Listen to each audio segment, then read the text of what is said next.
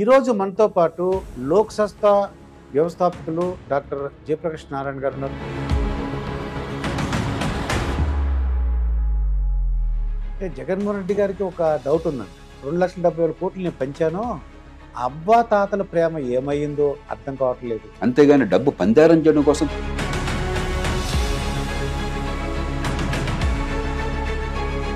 ప్రభుత్వాన్ని ఏర్పాటు చేసుకున్నది ఉమ్మడి సేవల కోసం, పన్నులు కట్టేది అందుకోసం. ఈ సినారీ మొత్తం మీద పవన్ కళ్యాణ్ పాత్ర నేను చాలాసార్లు చెప్పాను, పవన్ కళ్యాణ్ గారు ప్రజలకి ప్రజాస్వామ్యం అర్థమయ్యే చేయడంలో ఆయన పాత్ర కీలకమైనదిగా ఉంటుంది. అంటే ఫర్ ఎగ్జాంపుల్ చంద్రబాబు గారిని జైల్లో పెట్టారు సార్, 53 రోజులు ఎంతో ఉన్నారు. పవన్ కళ్యాణ్ని ఈ అమ్మ బూతులు తిట్టడం కానీ, తొడగొట్టడం కానీ, ఇదేదో రెండు శత్రు రాజ్యాల మధ్య పోరాటం లాగా. చివరిగా అంటే జగన్మోహన్ రెడ్డి గారు ఈ ప్రైమరీ ఎడ్యుకేషన్లో ఇంగ్లీష్ మీడియం ఉండాలని చెప్పేసి అన్నారు. మీ పర్సనల్ ఒపీనియన్ అండి? చెప్పేవాడికి ఇంగ్లీష్ రాక, నేర్చుకుందాం అంటున్నాడికి ఇంగ్లీష్ రాక, ఎవడి కోసం అయ్యా ఇది? Welcome to our channel. నేను మీ మాస్టర్ దుర్గా ప్రసాద్. ఈరోజు మనతో పాటు లోక్ సంస్థ వ్యవస్థాపకులు డాక్టర్ జయప్రకాష్ నారాయణ గారు ఉన్నారు. సార్ నమస్కారం సార్. నమస్తే దుర్గా ప్రసాద్ గారు. సార్ మిమ్మల్ని ఒక కలెక్టర్గా, ఈస్ట్ గోదావరి కలెక్టర్గా అప్పుడు చూశాను. మళ్ళీ ఇప్పుడు ఒక అవకాశం వచ్చింది నాకు. 35 ఏళ్ల క్రితం అది. అవునండి, ఈస్ట్ గోదావరి కలెక్టర్ 89లో నాకు కాకినాడలో గ్రూప్ ఆఫ్ స్కూల్స్ అన్నమాట, దుర్గా ప్రసాద్ స్కూల్స్ అని ఉన్నాయండి సార్. మా కోళ్ళకి మా అబ్బాయికి చెప్పి నేను ఇంటర్వ్యూ చేస్తున్నాను అనమాట. ఇప్పుడు మనకి ఈ ఎలక్షన్స్ అయ్యే ముందు మాకు ఏంటంటే, ముందు మీకు ఎలక్షన్స్ అయిన తర్వాత ముందు మీ స్కూల్ ఎడ్యుకేషన్ ఎక్కడ జరిగింది సార్ అసలు తెలుసుకొని ఉందండి. అప్పుడు టీచర్ ఎలా ఉండేవారు, స్కూల్ ఎడ్యుకేషన్? కృష్ణా జిల్లాలో ఒక పల్లెటూళ్ళు దుర్గా ప్రసాద్ గారు, గొడవర్రు అని చెప్పని, ఇది మా అమ్మగారి ఊరు. గొడ్లవల్లేరు గొడవర్రు, అది మా అమ్మగారి ఊరు అనమాట, వారు పుట్టినూరు. మా నాన్నగారి ఊళ్ళో స్కూలు, హై స్కూల్ లేదు, అందుకని అమ్మగారి ఊళ్ళో చదువుకున్నాను. గొడవరు అని విజయవాడకి 14 కిలోమీటర్ల దూరం, కంకిపాడు దగ్గర. కంకిపాడు ఆ రోజుల్లో కంకిపాడు సమితిగా ఉండేది. కంకిపాడు సమితిలో విజయవాడ తాలూకా కంకిపాడు సమితి ఆ రోజుల్లో, అక్కడ చదువుకున్నాను. ఆ రోజుల్లో ఏముంది, హై స్కూల్లో 8వ తరగతి దాకా పూరిపాకలో, 9-10 అనుకుంటాను ఒక బిల్డింగ్ ఉన్నది. వర్షం కురిస్తే నీళ్లు కారాయి. ఆ స్కూల్కి వెళ్ళే రోడ్డు నానా బీభత్సంగా ఉండేది. అక్కడే పక్కన మలమూత్రాలు, మనకు మామూలు గ్రామాల్లో మామూలే కదా, బహిరంగ మల విసర్జన అంతాను. మరి వర్షాకాలం ఆ దారిని వెళ్ళాలంటే చాలా చీదరగా ఉండేది, దాదాపు కళ్ళు మూసుకు వెళ్ళాల్సి వచ్చేది, మాకు చూడలేకుండా అలా ఉండేది. కానీ అద్భుతమైన విద్య మాకు అందింది అది. పాప మా టీచర్లకు ఆ రోజుల్లో 70 రూపాయలు అంతా శాలరీస్ ఉంటాయి. అప్పుడు ఎంత ప్రాణం పెట్టి పాఠాలు చెప్పేవాళ్ళు. ఎందుకంటే ఈ సమాజంలో అంతర్భాగంగా అక్కడ టీచర్లు భావించేవారు. జిల్లా పరిషత్తు లేకపోతే పంచాయతీ సమితి, ప్రైమరీ స్కూల్ అయితే పంచాయతీ సమితి, హై స్కూల్ అయితే జిల్లా పరిషత్తు పూర్తిగా బాధ్యత తీసుకునేది, ఒక ఉద్యమంలాగా. ముఖ్యంగా కొన్ని జిల్లాల్లో అయితే గొప్ప నాయకత్వం ఉద్యమంలాగా నడిపింది. ఆ టీచర్లంతా కూడా మన పిల్లలు బాగుపడాలి, ఆ ఊరంతా కూడా ఈ టీచర్లు మన పిల్లల్ని బాగు చేస్తున్నారు కాబట్టి టీచర్ని హక్కుని చేర్చుకునేవాళ్ళు. ఆ వాతావరణంలో ఇన్స్పెక్షన్లు, రెగ్యులర్గా ఇన్స్పెక్షన్లు జరిగాయి. ప్రతి సంవత్సరం నాకు గుర్తున్నది, డిఓ ఇన్స్పెక్షను లేకపోతే పరిషత్ ఎడ్యుకేషన్ ఆఫీసర్ ఇన్స్పెక్షను. వాళ్ళు వచ్చేవాళ్ళు, ఇన్స్పెక్షన్ టీం వస్తే స్కూలు కాగితం పూలతో అలంకరించేవాళ్ళం. 2-3 రోజులు ఇన్స్పెక్షన్ జరిగేది. ఒక ఉత్సాహభరిత వాతావరణం ఉండేది. అందువల్లనే కొన్ని లక్షల మంది ఆ ప్రాంతాల నుంచి ఈవేళ గ్రామాల్లో చదువుకుని, ₹1 ఫీజు కట్టాల్సిన అవసరం లేకుండా ఈ ప్రభుత్వ స్కూళ్ళలో చదువుకుని దేశంలోనూ ప్రపంచంలోనూ అన్ని రంగాల్లో అద్భుతంగా రాణిస్తున్నారు. నాకు ఇవాళ వేదన కలిగేది ఏంటంటే, ఆ స్కూళ్ళల్లో ఖర్చు ఇవాళ 1000 రెట్లు పెరిగింది. అవునండి, 1000 రెట్లు పెరిగింది. ఆనాడు ₹70 జీతం అయితే ఇవాళ ₹70,000 జీతం అన్నది. ఆనాడు మరి స్కూల్ ఎడ్యుకేషన్ మొత్తానికి బహుశా రాష్ట్రంలో కొన్ని వందల కోట్లు పెట్టేవాళ్ళు. మేము ఇవాళ ఆంధ్రప్రదేశ్లో దాదాపు 30,000 కోట్ల రూపాయల పైచలకు స్కూల్ ఎడ్యుకేషన్ పెడుతున్నారు. ఆనాడు ఒక్కొక్క బిడ్డ మీద ఆనాడు 100-200 పెట్టేవాళ్ళేమో ఏడాదికి. ఈనాడు ఒక్కొక్క బిడ్డ మీద దాదాపు ₹1,00,000 ఖర్చు అవుతుంది స్కూల్ ఎడ్యుకేషన్ ప్రభుత్వం నుంచి. బిల్డింగ్లు కడుతున్నారు, అన్ని రకరకాలు ఉన్నాయి. ఇంకా చేయాలి, నేను కాదంటలే. కానీ నేను వెళ్ళిన స్కూళ్ళల్లో కానీ నాలాంటి వాళ్ళం ఆనాడు వెళ్ళిన స్కూళ్ళల్లో కానీ చదువుకునే పిల్లలకి వేళ 100% మందికి భవిష్యత్తు లేదు. 100% మందికి భవిష్యత్తు. ఆ రోజుల్లో టీచర్ల పిల్లలు, రైతుల పిల్లలు, జమీందారుల పిల్లలు అందరూ కూడా ఆ స్కూల్లో చదువుకున్నాను. ఇవి వేరే స్కూల్లో అవకాశం కూడా లేదు కదా. కాబట్టి అందరూ పట్టించుకునేవాళ్ళు. ఇప్పుడు ఏమైంది?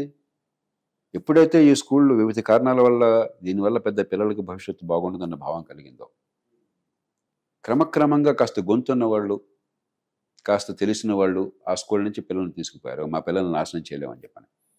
కాబట్టి పట్టించుకునే వాళ్ళు కరువైనారు. పేదలేమో శక్తికి మించి డబ్బులు పెడుతున్నారు. గవర్నమెంట్ స్కూల్లో పంపించేవాళ్ళు పంపిస్తున్నారు. పేద కుటుంబాలు కూడా గవర్నమెంట్ స్కూల్లో చదువురాదన్న భావంతో శక్తికి మించి నిన్న మొన్న నేను ఎవరో నన్ను కారులో తీసుకెళ్తుంటే ఏదో ఈవెంట్కి ఆయన పిల్లలకి ఆయనకు వచ్చే జీతం నెలకి ఒక 16-17 వేలు ఉంటుంది, 15,000. కానీ ఏడాదికి 70,000 రూపాయలు స్కూల్ ఫీజులు కడుతున్నాడు ఆయన. 70,000 రూపాయలు. అయినా కూడా 180 సందర్భాల్లో ఖరీదైన స్కూళ్ళల్లో మీరు నడిపే ఇలాంటి స్కూల్ మంచి స్కూళ్ళు ప్రమాణాలతో నడిపే స్కూళ్ళు తప్ప పేరుకి పరీక్షలు పాస్ అవుతున్నారు, సర్టిఫికెట్లు వస్తున్నాయి, కానీ బుద్ధి వికసించట్లా. విద్య అనేది సర్టిఫికెట్కి మార్కుల కోసం కాదు. All round development ఉండట్లేదండి. ఆల్రౌండ్ తర్వాత చూద్దాం. అసలు విషయం అర్థం కావట్లా. ఆ సబ్జెక్ట్ మీద అవగాహన ఉండట్లేదు. ఉరికి అయితే బట్టి పట్టడం, లేకపోతే కాపీ కొట్టడం, ముక్కుని పెట్టేసి ఏదో మనం మోసం చేసుకుంటున్నాం. మార్కులు కనిపిస్తున్నాయి మళ్ళీ బ్రహ్మాండంగా. పాసులు 96%, 98%. ఈ ప్రభుత్వాలు నేషనల్ అచీవ్మెంట్ సర్వే చేస్తాయి. వాళ్ళ సర్వేలు చేస్తే 96% పాసు. ఆ స్థాయిలో నేర్చుకునేది ఎవరు అని చెప్పంటే 22% వాళ్ళే చెప్తున్నారు. మరి 96 ఎట్లా పాస్ అయ్యారు? ఎందుకని వీళ్ళకి ప్రమాణాలు అసలు ఆలోచన లేదు. డబ్బు మాత్రం ఖర్చు అయిపోతుంది. టీచర్లు పెట్టు, ఇంకా డబ్బు పెంచు, ఇంకా ఖర్చు పెట్టు, ఇంకా బిల్డింగులు కట్టు. కానీ చివరికి ఎందుకు విద్య? పిల్లల బుద్ధి వికసించడం కోసం విద్య, బిల్డింగులు కట్టడం కోసం విద్య, టీచర్లు పెట్టడం కోసం విద్య. విద్య ఎవరి కోసం? మన పిల్లల బతుకులను బాగు చేయడం కోసం కదా, వాళ్ళ మేధస్సు వికసించడం కోసం కదా. ఈవేళ నాకేమన్నా సమాజంలో ఈవేళ కసి, ఆవేదన, ఆందోళన ఉన్నాయంటే ఈ వయసులో కూడా రాత్రింబోళ్ళు ఎందుకని పోరాడుతున్నానంటే ఆ పిల్లల భవిష్యత్తు నాశనం అవుతుందన్న కసి. ఎందుకంటే వాళ్ళల్లో నేను నన్ను చూసుకుంటున్నాను. అంటే మరి ఐఏఎస్ అవ్వాలని ఆలోచన ఎలా వచ్చింది సార్ మీకు? అది చాలా ఆలస్యంగా వచ్చింది. ఐఏఎస్ వచ్చేసిన ఎప్పుడు అనుకోలే. అదే అండి, ఎలా ఎలా తెలిసిందని? మా అమ్మ చిన్ననాడు 12 ఏళ్ల వయసులో, 13 ఏళ్ల కల్లా స్కూల్ పూర్తి అయిపోయింది, 10వ తరగతి.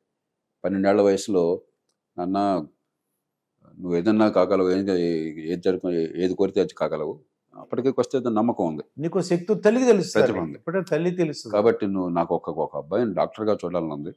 ఆ స్టెతోస్కోప్ వేసుకుని చల్లకి పెట్టేసుకుని అంటే నేను సరే అన్నాను.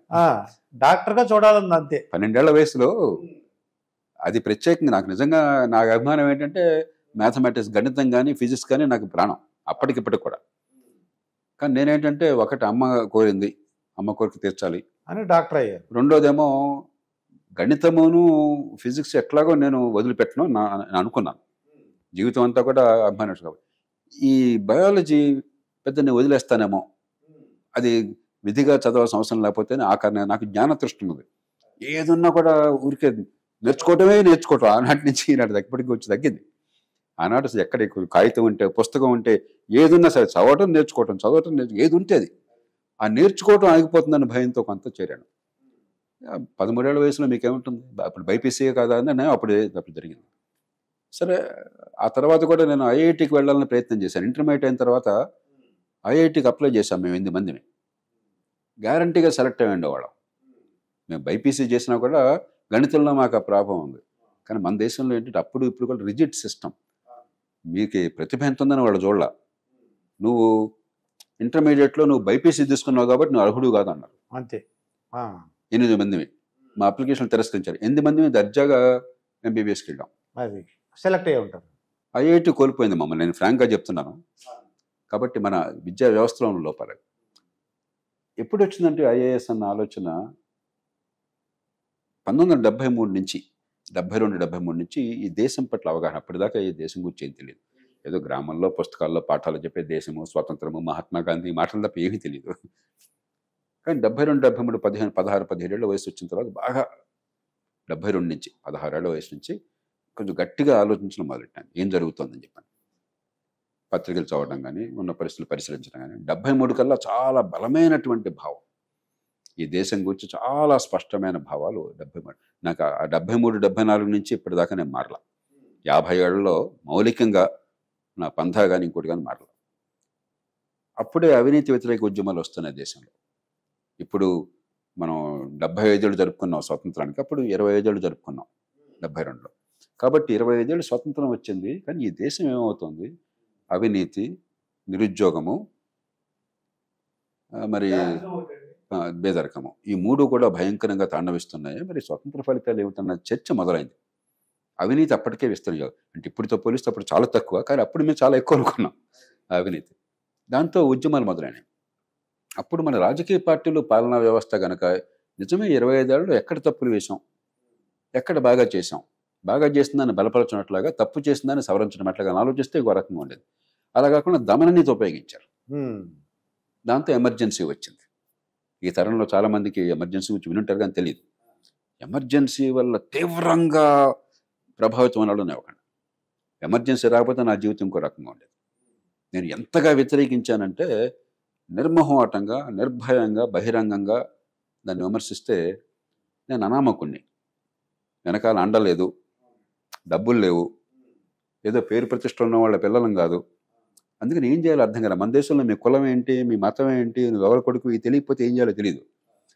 కానీ గట్టిగా గొంతుప్పి అరుస్తున్నాను పోరాడుతున్నాను ఎక్కడ వేదిక దొరికినా ఏ సందర్భమైనా కూడా అందుకని నన్ను సర్వేలెన్స్లో పెట్టారట ఆ సంగతి నాకు అప్పుడు తెలియదు నిఘా పెట్టారు జైల్లో పెట్టకుండా కాస్త ప్రతిష్ట ఉన్నవాడిని అయితే జైల్లో పెట్టేవాళ్ళు ఏంటి కుర్రోడు ఎవడో బాగా మాట్లాడుతున్నాడు బాగా ఎక్కువ మాట్లాడుతున్నాడు కొద్దిగాను ఇందిరాగాంధీకి వ్యతిరేకంగా ఎమర్జెన్సీ వ్యతిరేకంగా అని చెప్పి అలా అనమాట సో ఆ ఎమర్జెన్సీ పోయినప్పుడు వెర్రి ఆనందంతో గంతులు వేశాం 1977 మార్చి 21న మొన్న 4వ తారీఖు ఫలితాలు వచ్చినట్టుగా ఇప్పటికి కూడా నా మనసులో చాలా కళ్ళ కట్టినట్టుంది ఆ రోజున ఇందిరాగాంధీ ఆవిడ కుమారుడు ఓడిపోయి ఉత్తరాదిన ప్రతి సీట్లో కూడా పోయి ఆ నియంతృత్వం అంతం అవడం అన్నది మా అందరికీ వెర్రి ఆనందంతో గంతులేసాం ఈ దేశంలో గాంధీ విప్లవం వచ్చింది దేశం అంతా మారిపోయింది దేశం అద్భుతంగా జరుగుతుంది చెప్పి మనం కళ్ళగన్నాం దానికి జనతా వచ్చింది స్వేచ్ఛ తిరిగి వచ్చింది కానీ పెద్ద పరిస్థితులు ఏం మారలా అందుకే అప్పటి నుంచే నాకు ఆటగాళ్ళు మారితే చాలదు ఆట నియమాలు మారాలని చెప్పి అన్నటువంటి ఆలోచన అప్పటి నుంచే ప్రారంభమైంది అక్కడి నుంచి ఆవేదన ఆ జనతా కుప్పకూలిపోయింది అప్పటికి నాకు మెడిసిన్ ఫైనల్ ఇయర్గా అయిపోయింది హౌస్ సర్జెన్సీకి వచ్చాను అప్పటికి జనతా కూలిపోయింది దేశం అంతా అస్తవ్యస్తంగా ఉంది నాకు మనసులో అంతా కలత ఆందోళన ఆవేదన డాక్టర్గా నాకేం ఇబ్బంది లేదు దర్జాగా భవిష్యత్తు వడ్డించిన విస్తర్ లాంటిది కానీ నాకు చాలా ఆందోళనగా ఉంది అప్పుడు విజయవాడలో హౌస్ సర్జెన్సీ చేస్తున్నాను ఆ రోజుల్లో మొట్టమొదటిసారిగా జిల్లా ఆసుపత్రిలో ఒక 3 నెలలు హౌస్ సర్జెన్సీ చేయమని మొట్టమొదటి పెట్టి అప్పుడు దాకా లేదు వృత్తిలో చాలా ఆనందాన్ని పొందాను ఎందుకంటే నేర్చుకునే అవకాశం ఎక్కువ టీచింగ్ బోధన ఆసుపత్రిలో ఉంటే ప్రొఫెసర్లు ఉంటారు అసిస్టెంట్ ప్రొఫెసర్లు ఉంటారు పోస్ట్ గ్రాడ్యుయేట్స్ ఉంటారు హౌస్ సర్జన్లు ఉంటారు కాబట్టి మీ పాత్ర తక్కువ జిల్లా ఆసుపత్రిలో మీరుంటే 300 బెడ్లు ఆ రాత్రి నైట్ డ్యూటీ చేస్తుంటే మీరు ఒక్కళ్ళే 300 మంది ప్రాణాలను కాపాడేది మీరు ఇంకొక డాక్టర్ ఉండేవారు అంతే కాబట్టి నేర్చుకోవడానికి అవకాశం ఉండేది సేవ చేయడానికి అవకాశం ఉండేది నేను పూర్తిగా దానిలో నిమగ్నం అయిపోయినాను రాత్రి వాళ్ళు హాస్పిటల్లో నివాసం ఉండేవాడిని అక్కడే ఇంట్లో వేరే ఇంట్లో కూడా కాకుండా ఆసుపత్రిలోనే ఉండేవాడిని ఇక రాత్రి వాళ్ళు నైట్ డ్యూటీ ఎవరిదైనా కూడా నన్ను మా ఫ్రెండ్స్ అంతా నన్ను కూడా ఉండమనేవాళ్ళు ఎందుకంటే నా మీద కాన్ఫిడెన్స్ ఉంది వాళ్ళకి మనిషి ప్రాణం పోతుంటే అంత అనుభవం లేని డాక్టర్లకి భయం వేస్తుంది ఏమవుతున్నాను కాబట్టి ఆ ధైర్యం కోసం అండ కోసం నన్ను ఉండమని కాబట్టి రాత్రి బోర్డులో నేను పనిచేస్తున్నాను ఇప్పుడు నువ్వు వినుంటే మధ్యలో నిద్రపోవడం తప్పితే నిద్ర కూడా ఉండేది కాదు ఆ టైంలో గుంటూరు నుంచి నా ఫ్రెండ్స్ కొందరు మేమంతా 5 ఏళ్ళు కలిసి చదువుకున్నాను కాబట్టి ఆప్యాయతలు ఉంటాయి వైద్య వృత్తిలో మామూలు విద్య కాదు కదా అది ఎక్కడి నుంచి వచ్చినా కూడా 6-7 ఏళ్ళు మేము కలిసి నడవటం ఒకే చోట ఉంటాం ఒక కుటుంబంలాగా అవుతాం ఆ ఫ్రెండ్స్ని చూడడం కోసం వచ్చారు మేము మధ్యాహ్నం పూట ఎండాకాలం రోడ్ మీద నడుస్తుంటే 1979లో ఏప్రిల్ మే జూన్ మాసాల్లో ఏలూరు కాలువ పక్కన నా బాధ అంతా వాళ్ళకి అర్థమైంది వాళ్ళకి తెలుసు దాని గురించి మాట్లాడుతుంటే నా ఫ్రెండ్ ఒక ఆమె అన్నది జేపీ ఐఏఎస్లో చేరితే బాగుంటుంది మీరు అని చెప్పాను మీలాంటి భావాలు ఉన్నవాళ్ళు ఐఏఎస్ ఇంత ఆవేదన ఉంది కదా ఏదో ఒకటి చేయాలని ఉంది కదా ఐఏఎస్లో చేరబడదా అని చెప్పాను నాకు ఐఏఎస్కి వచ్చి విన్నాను కానీ పెద్దగా తెలియదు దేశం గురించి చాలా తెలుసు కానీ దీని గురించి పెద్ద పట్టించుకోవాలి కానీ ఐఏఎస్లో డాక్టర్లని అనుమతించాలని గుర్తున్నది నేను అన్నాను మీరా డాక్టర్లను అనుమతించాలని చెప్పని గుర్తుంది నాకు మరి మన నిలవజేరు కదా అని లేదు చెప్పి నిన్న పేపర్లో వచ్చింది కొఠారి కమిషన్ ఒకటి పెట్టారు డాక్టర్లు ఇప్పుడు అనుమతిస్తారు ఇక్కడి నుంచి అని చెప్పాను. నేనేమో మామూలుగా అయితే రోజుకి 5-7 పేపర్లు చదివాను ఆ రోజుల్లో. కానీ ఈ ఆసుపత్రిలో పూర్తిగా నిమగ్నం అవ్వడం చేత ఆ పేపర్ చదవాల. తను చెప్పగానే నేను వెంటనే అన్నాను, అయితే మీరు నేను ఆ పరీక్ష కడతానని చెప్పాను. సో ఆ రోజు ఆ క్షణం నిర్ణయం తీసుకున్నాను. అంతే అకస్మాత్తుగా వచ్చిన నిర్ణయం తప్ప దీనికోసం ముందుగా ఊహించడము ఆలోచించడం కోచింగ్, టీచింగ్, ప్రీచింగ్ ఏం లేదండి. అదే అంటే కోచింగ్ కాదు కానీ అప్పుడే హైదరాబాద్ స్టడీ సర్కిల్ అని చెప్పని మన వేణుగోపాల్ రెడ్డి గారు ఆర్బీఐ గవర్నర్గా చేశారు. ఆయన ఆంజనేయ రెడ్డి గారు వీళ్ళంతా ఒక సంస్థను పెట్టారు. లాభాపేక్ష లేకుండా ఒక సంస్థను పెట్టారు. నేను గుంటూరులో ఉంటే మరి మా లోకం వేరు, వైద్య లోకం, వైద్య ప్రపంచం వేరు. అందుకని దానిలోనే నిమగ్నం అవుతాం. కొంచెం బయటకు వస్తే దీని మీద దృష్టి పెట్టవచ్చు. రెండోది మనం పోటీ పరీక్షకు వెళ్తున్నాం కదా, మరి మిగతా వాళ్ళ స్థాయి మనకు అర్థం కాకపోతే మనం ఎలా ప్రిపేర్ అవుతాము? అక్కడ నాకు అర్థం కాదు కదా. అందుకని ఆ 2 కారణాలుగా హైదరాబాద్ వచ్చాను. విచిత్రం ఏంటంటే అక్కడ హైదరాబాద్ స్టడీ సర్కిల్కి వెళ్ళాక రోజు పరీక్షలు పెట్టేవాళ్ళు మాకు. అప్పుడే ఈ పరీక్షల పద్ధతిని మార్చారు. ప్రిలిమినరీ, మెయిన్ అవన్నీ అప్పుడు వచ్చినాయి. ప్రిలిమినరీ కోసం పరీక్షలు పెట్టేవాళ్ళు. నేను హిస్టరీ ఎంచుకున్నాను, మిగతా జనరల్ స్టడీస్ అన్నీ ఉండేవి. 5 ఏళ్ల పాటు యూనివర్సిటీలో పోస్ట్ గ్రాడ్యుయేషన్ చేసి ఒకే సబ్జెక్ట్ ఉన్నవాళ్ళు మనతో పోటీ పడేవాళ్ళు. ప్రతిరోజు ప్రతి పరీక్షలో నాకు ఫస్ట్ మార్క్ వచ్చేది. నాకు అర్థం కాల. మెడిసిన్లో మేము బోల్డ్ సబ్జెక్టులు చేయాలి. Anatomy, physiology, biochemistry, bacteriology, pharmacology, pathology, medicine, surgery, gynaecology, obstetrics, ప్రతిదీ ఒక పెద్ద సముద్రం. అలాంటిది వీళ్ళు ఒక్క సబ్జెక్టు 5 ఏళ్ళు, 3 ఏళ్ళు అండర్ గ్రాడ్యుయేషన్, 2 ఏళ్ళు పోస్ట్ గ్రాడ్యుయేషన్ చేసిన తర్వాత అసలు వాళ్ళతో నేను పోటీ పడ్డం ఏంటి? రోజు ఫస్ట్ మార్క్ రావడం నాకేం అర్థం కాదు మొదట్లో. తర్వాత అర్థమైంది, మన విద్య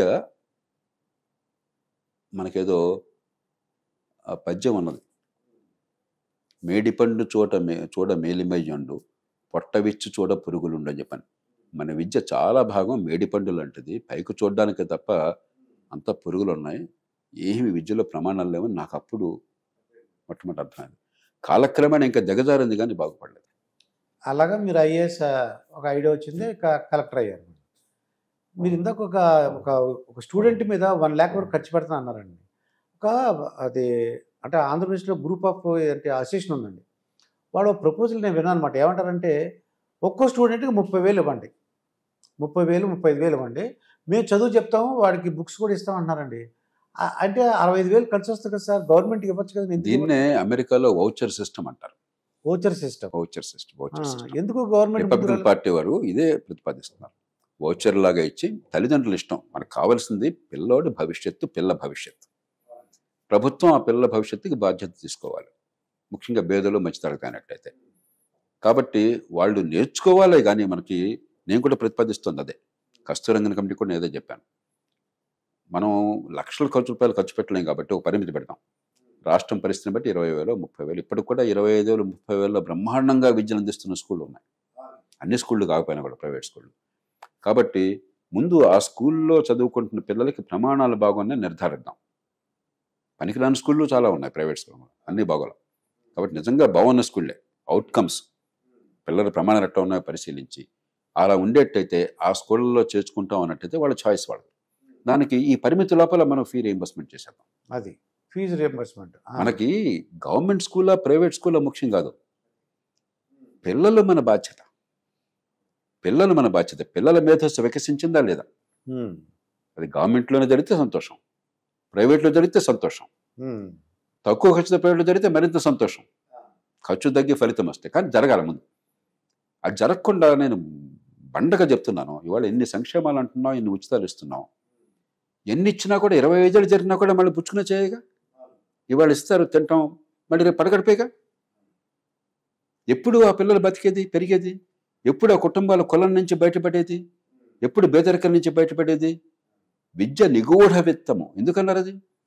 నిజమైన విద్య, దొంగ విద్య కాదు, పరీక్షల్లో పాసులు కాదు, కాపీ కొట్టడాలు కాదు, బట్టి పడ్డాలు కాదు, నిజంగా బుద్ధి వికసించే విద్య వస్తే రేపొద్దున ఎవరితోనే పోటీ పడచ్చు. అయితే ఆ పేరెంట్స్కి చాయిస్ ఇచ్చి ఎగ్జాక్ట్లీ నిజమైన విద్య అంతా ఏర్పాటు చేస్తే, గుత్తిత్తి విద్య, దొంగ విద్య, బట్టి కాపీ కొట్టే విద్య కాకపోతే ఏ కుటుంబంలో పుట్టినా కూడా ఎవరితోనే పోటీ పడగలరు.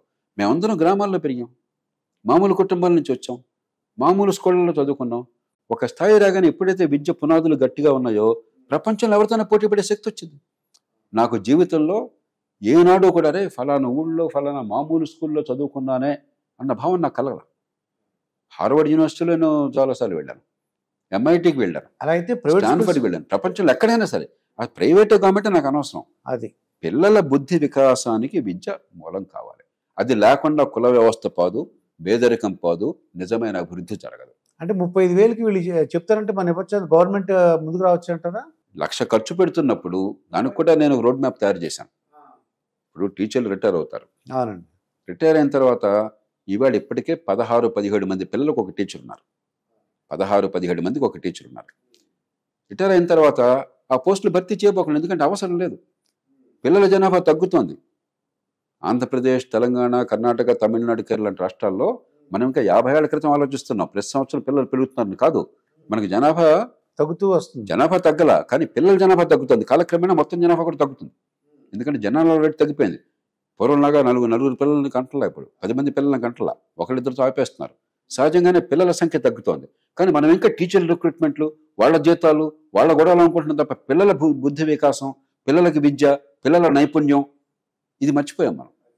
కాబట్టి రిటైర్ అయిన వాళ్ళ డబ్బు కొత్తగా మీరు భర్తీ చేయకుండా ఆ డబ్బుని దీనికి కేటాయించారనుకోండి, 4-5 ఏళ్లలో మొత్తం పిల్లలందరికీ వస్తుంది. కానీ మీరు చూడాల్సింది ఏంటంటే ప్రమాణాలు బాగున్నాయా లేదా, పరీక్షలు నిజాయితీ అయిన పరీక్షలు పెట్టండి. బట్టి పట్టే పరీక్షలు, కాపీ కొట్టే పరీక్షలు కాకుండా బుద్ధి వికాసాన్ని పరిశీలించే పరీక్షలు పెట్టండి. ఈ పని చేయండి, 5 ఏళ్లలో మొత్తం చక్కబడుతుంది. సార్ ఇప్పుడు మీరు కలెక్టర్ అయిన తర్వాత ఎంతమంది చీఫ్ మినిస్టర్ దగ్గర వర్క్ చేశారు సార్? అంటే మీ కలెక్టర్ అయిన తర్వాత చీఫ్ మినిస్టర్లు ఎవరెవరుగా ఉన్నారు అసలు? స్టార్టింగ్ అప్పుడు మీరు కలెక్టర్గా అంజయ్య గారి దగ్గర నుంచి నేను చేరాక రాష్ట్రంలో కలెక్టర్గా కదా అప్పటికి, ఇక రాష్ట్రంలో చేరిన తర్వాత అంజయ్య గారి దగ్గర నుంచి 1995 దాకా అందరు ముఖ్యమంత్రులు చూశాను, అన్ని పార్టీల ముఖ్యమంత్రులు. ఒకసారి వాళ్ళ గురించి ఒక్కొక్కటి చెప్పండి సార్, మీకు తెలిసినంత వరకు. ప్రతి నాయకుల్లో కూడా కొన్ని గొప్ప లక్షణాలు ఉంటాయి, కొన్ని బలహీనతలు. అంజయ్ గారిలో ఏంటంటే ఎంపతి అంటాం. ఆయన కష్టం నుంచి వచ్చిన మనిషి, ఒక కార్మికుడి నుంచి. ఆయన పెద్దగా చదువుకున్నవాడు కాకపోవచ్చు, కానీ ఇంగిత జ్ఞానం, కామన్ సెన్స్ ఉంది, ఎంపతి. సామాన్యుడి కష్టం వస్తే నాకు చెప్పారు, నాకు వ్యక్తిగతంగా అనుభవం లేక నేను కలిశాను, కానీ పెద్దగా 2-3 సార్లు కలిశాను. కేంద్ర మంత్రిగా కలిశాను, రాష్ట్రంలో ముఖ్యమంత్రిగా కలిశాను. కానీ ఆయనతో సన్నిహితంగా పనిచేసిన వాళ్ళు చెప్తారు, ఎవరికన్నా కష్టం వస్తే ఆయన వచ్చి అధికారులను వేడుకున్నాడు, చూడవా పాపం కష్టంలో ఉన్నాడు, ఏది చేసి పెట్టి కరిగిపోయేవాళ్ళు అధికారులు. ముఖ్యమంత్రి శాసించడం కాకుండా, ఎందుకంటే ఆయనకి గొడవలు అర్థం కావు, మనసు ఉంది ఏదో జరగాలని చెప్పని, అది ఎంపతి. ఆయన ఈ మాట చెప్పగానే ముఖ్యమంత్రి కోరుతున్నాడు పాపం పేదల సాంజమని వాడు చేసేవాడు, ఆ తత్వం అన్నమాట. అదే సమయంలో అవసరమైతే గట్టితనం ఉండేది. ఆయన కేంద్ర కార్మిక మంత్రిగా పనిచేశారు. నేను స్టీల్ ప్లాంట్కి స్పెషల్ ఆఫీసర్గా ఉండేవాడిని. అప్పుడు స్టీల్ ప్లాంట్ CMD చైర్మన్ నేను కూర్చున్నా, మంత్రి గారు కూర్చున్నారు. ఆ చైర్మన్ గారు పాపం ఏదో తను చేసిన పని చెప్పుకోవాలని, సార్ ఇలా చేసాం అలా చేసామని చెప్తున్నాడు అదే పనిగా. చెప్తుంటే అంజయ్ గారు అన్నాడు, ఏమయ్యా మెహర్బానీ అనుకున్నావు నువ్వు, నీవు జీతం తీసుకుంటున్నావు, పని చేస్తున్నావు, బోడి ఏముంది అన్నాడు.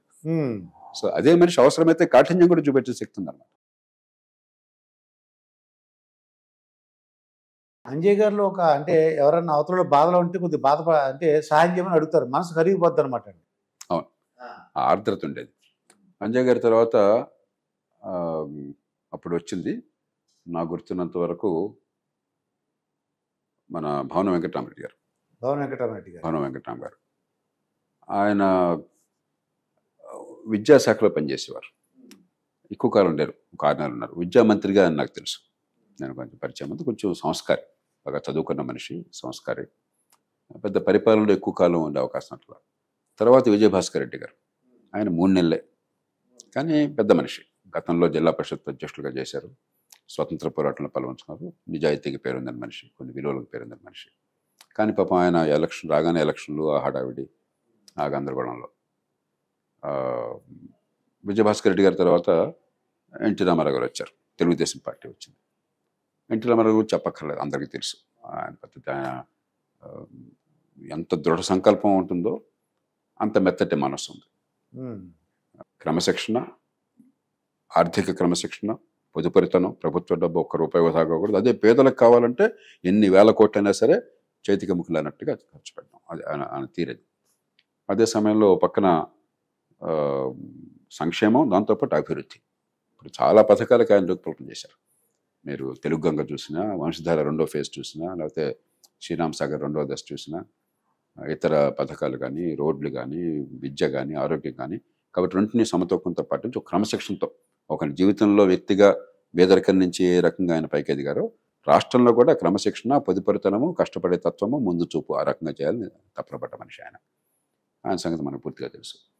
ఎన్టీ రామారావు గారి తర్వాత మళ్ళీ కాంగ్రెస్ ప్రభుత్వంలో ఈసారి వచ్చింది మనకి 1989లో చెన్నారెడ్డి గారు. చెన్నారెడ్డి గారిని వచ్చి దూరంగా ఒక రకంగా అనుకునేవాళ్ళం.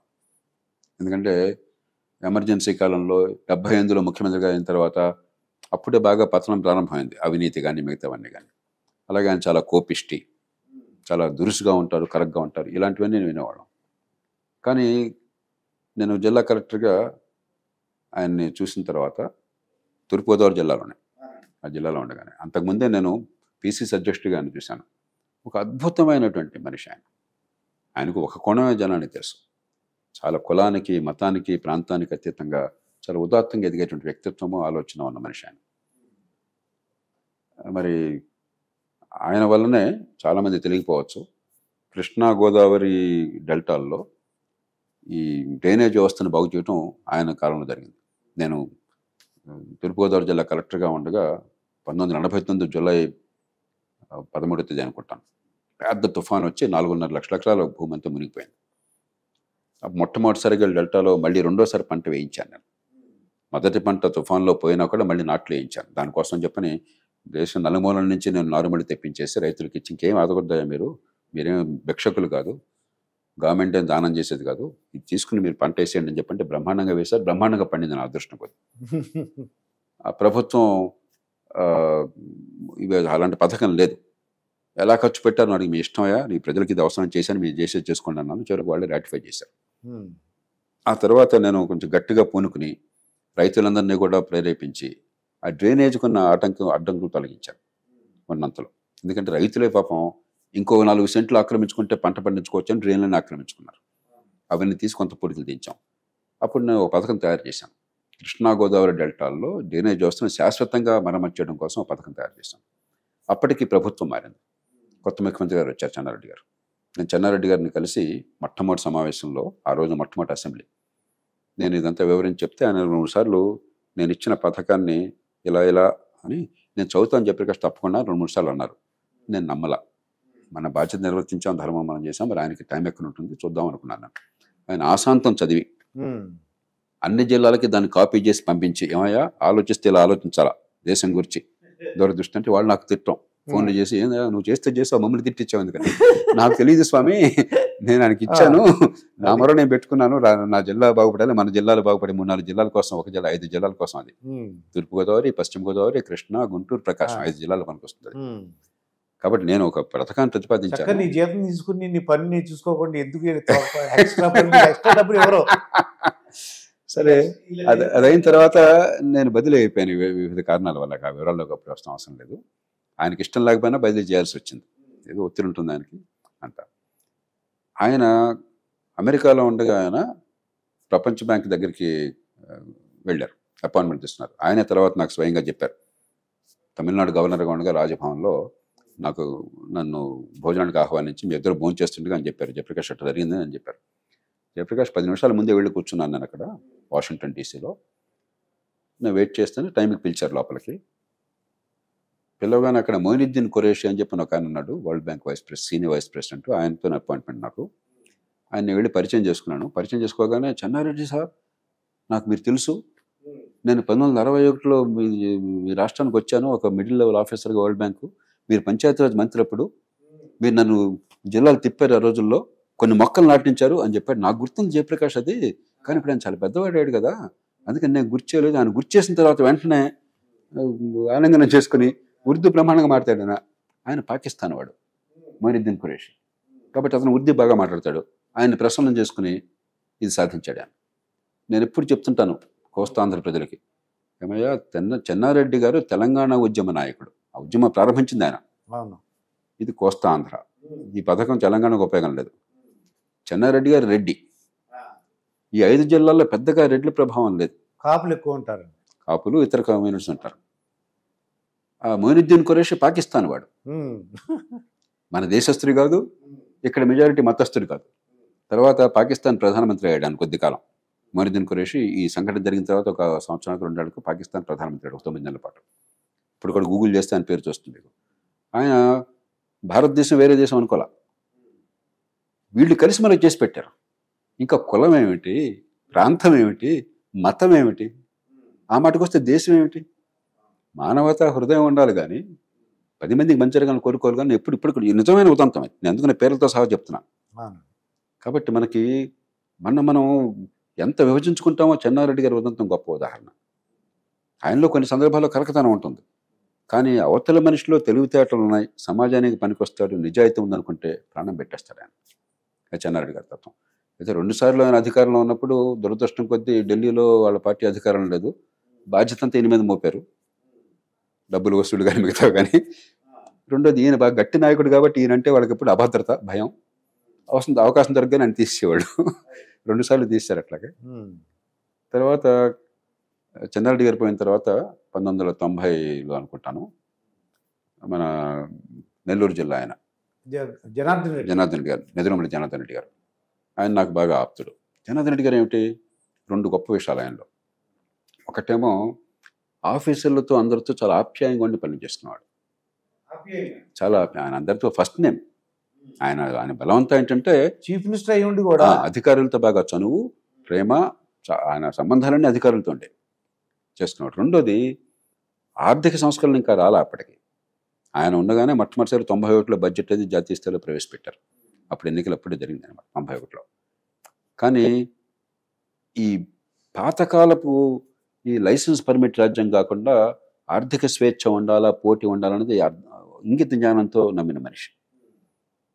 కాబట్టి ఒక ఉదార స్వభావం ఉన్నటువంటి వాడు ఆర్థిక వ్యవస్థ విషయంలో. ఈ 2 ఆయనలో గొప్ప లక్షణాలు. మిగతా పొరపాటు ఎన్నైనా ఉండొచ్చు. కాబట్టి ఆయన నా మీద ఆయనకు పూర్తి విశ్వాసం.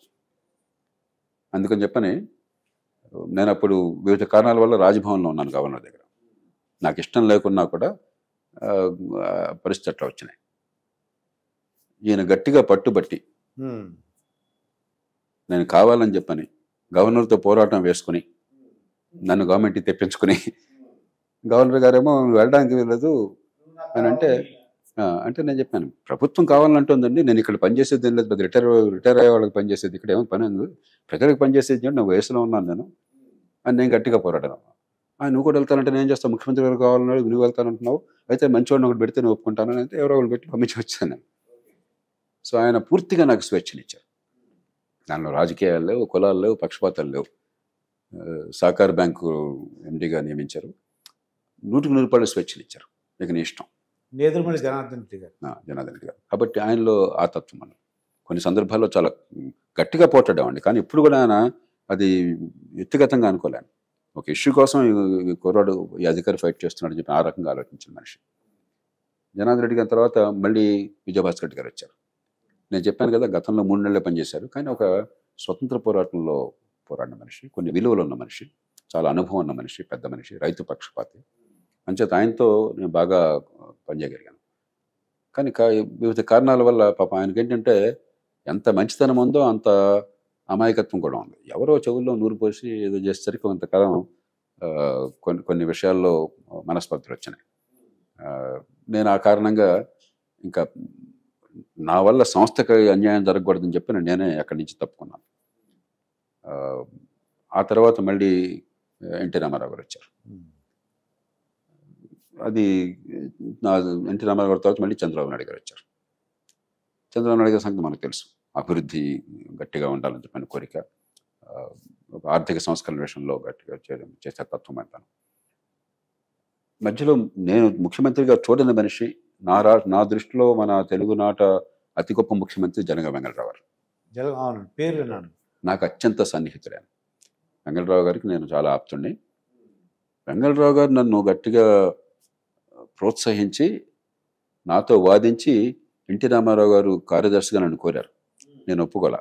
ఇదంతా గొడవ, పాలిటిక్స్, ఈ గవర్నమెంట్ దగ్గర ముఖ్యమంత్రి దగ్గర పనిచేయడం మనకి ఎందుకని చెప్పి నేను కొంచెం సంశయించాను, ఒప్పుకోకపోతే ఉన్నతాధికారులు ముఖ్యమంత్రి గారు పెద్ద మ్యాండేట్ వచ్చింది ఆయన కోరుతున్నారు, నువ్వు కాదంటే ఎట్లాగా అని చెప్పి కొంచెం విసుక్కున్నారు.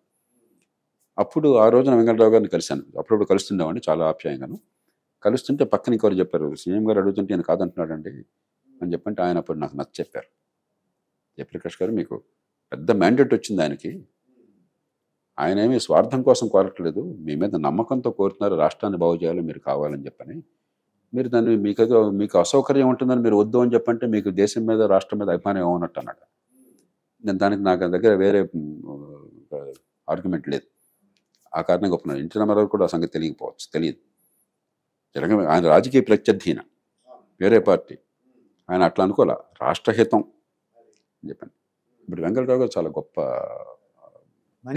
టీచర్లు కూడా చాలా మంచి అతను. మా ఫాదర్ మదర్ టీచర్సే, వాళ్ళు అస్తమని చెప్పారు, జగన్ వెంకటరావు గారు బాగా చూసారు టీచర్. గొప్ప ముఖ్యమంత్రి. అసలు రాష్ట్ర భవిష్యత్తుని అర్థం చేసుకుని ఇంగిత జ్ఞానంతో పెట్టుబడులను పెంచి మంచి పరిపాలన ఇచ్చి ఒక దిశ నిర్దేశించిన మనిషి. స్థానిక ప్రభుత్వం అంత పెద్ద చదువుకోరు ఆయన స్కూల్ కూడా పూర్తి చేసినట్లేరు. కానీ పంచాయతీలు, గ్రామ పంచాయతీ సర్పంచ్ నుంచి, సమితి అధ్యక్షుల దగ్గర నుంచి, జిల్లా పరిషత్ చైర్మన్ దగ్గర నుంచి, ఎమ్మెల్యే, మంత్రి, ముఖ్యమంత్రి అన్నింటిలో కూడా అసలు చాలా లోతైనటువంటి అవగాహన, ఇంగిత జ్ఞానం, మిత భాష. కానీ సమస్యల పరిష్కారం కావాలా, పనులు జరగాలి. ఆ విషయంలో ఆయన మించిన వాళ్ళే.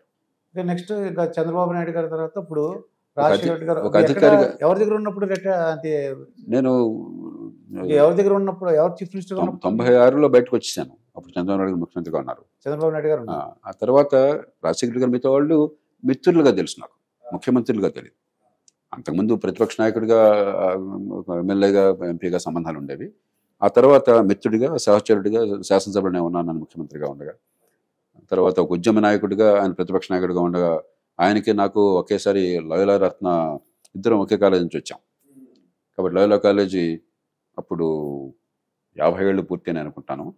50 ఏళ్ళు పూర్తయిన సందర్భంలో లోయలా రత్న అని చెప్పని మా ఇద్దరికి అక్కడ మీకు రాజశేఖర రెడ్డి గారికి ఒకే రోజున చేశారు. మా ఇద్దరిని కూడా మాట్లాడమని కోరారు. మీ ఇద్దరు మాట్లాడాము. ఆయనతో నాకు సంబంధ బంధం చేయాలండి. ఆ తర్వాత ఆయన ముఖ్యమంత్రిగా, సరే ముఖ్యమంత్రిగా చూశాను, ఉద్యమ నాయకుడిగా. తర్వాత శాసనసభ్యుడిగా ఆయన ముఖ్యమంత్రిగా ఉండగా నేను సభలో ఉన్నాను. కాబట్టి ఆయన సంగతి అందరికీ తెలిసింది. ఇక నేను ఎల్వి సుబ్రహ్మణ్యం గారిని ఇంటర్వ్యూ చేశాను సార్. అప్పుడు జగన్మోహన్ రెడ్డి గారు ఎలా ఉంటాయి, మిమ్మల్ని ఎలా అడిగినట్టే ఆయన కూడా అడిగారు. అమ్మో, ఆయన ఏం చెప్పారంటే, ఆయన ఒక డెసిషన్ తీసుకుంటారట. డెసిషన్ తీసుకుని అది ప్రమాదం అని చెప్పారు అనుకోండి. ఈయన ఒక ఆఫీసరు, అన్న అది అయిపోయింది, నెక్స్ట్ చెప్పు, నీకేమని చెప్పు, ఆ డెసిషన్ అయిపోయింది, ప్రమాదం అని చెప్తున్నా అంటే నేను చూసుకుంటాను, వచ్చినప్పుడు ముందు చెప్పు, నెక్స్ట్ ఏం చెప్పు అని అంటారండి. అది నాకు ఎల్వి సుబ్రహ్మణ్యం గారు చెప్పారు అన్నమాట. ఒక్కొక్కళ్ళు ఒక తీరు ఉంటుంది. కానీ చాలామంది ఏంటంటే విజ్ఞులైనటువంటి నాయకులు వినదగు నవ్వరు చెప్పిన అదే పూర్వపర నిర్ణయం ఎప్పుడు ఎన్నికైన ప్రభుత్వం అందే. ఎన్టీ రామారావు గారు ఎప్పుడు చెప్పేవారు, మీరేం చెప్పాలో మీరు చెప్పండి, కానీ చివరికి కానీ బాధ్యత మాది. ప్రజలు మమ్మల్ని ఎన్నుకున్నారు, నిర్ణయం మేము చేస్తాం. మరి ఎన్టీ రామారావు గారు అధర్మం ఎప్పుడు చేయరు.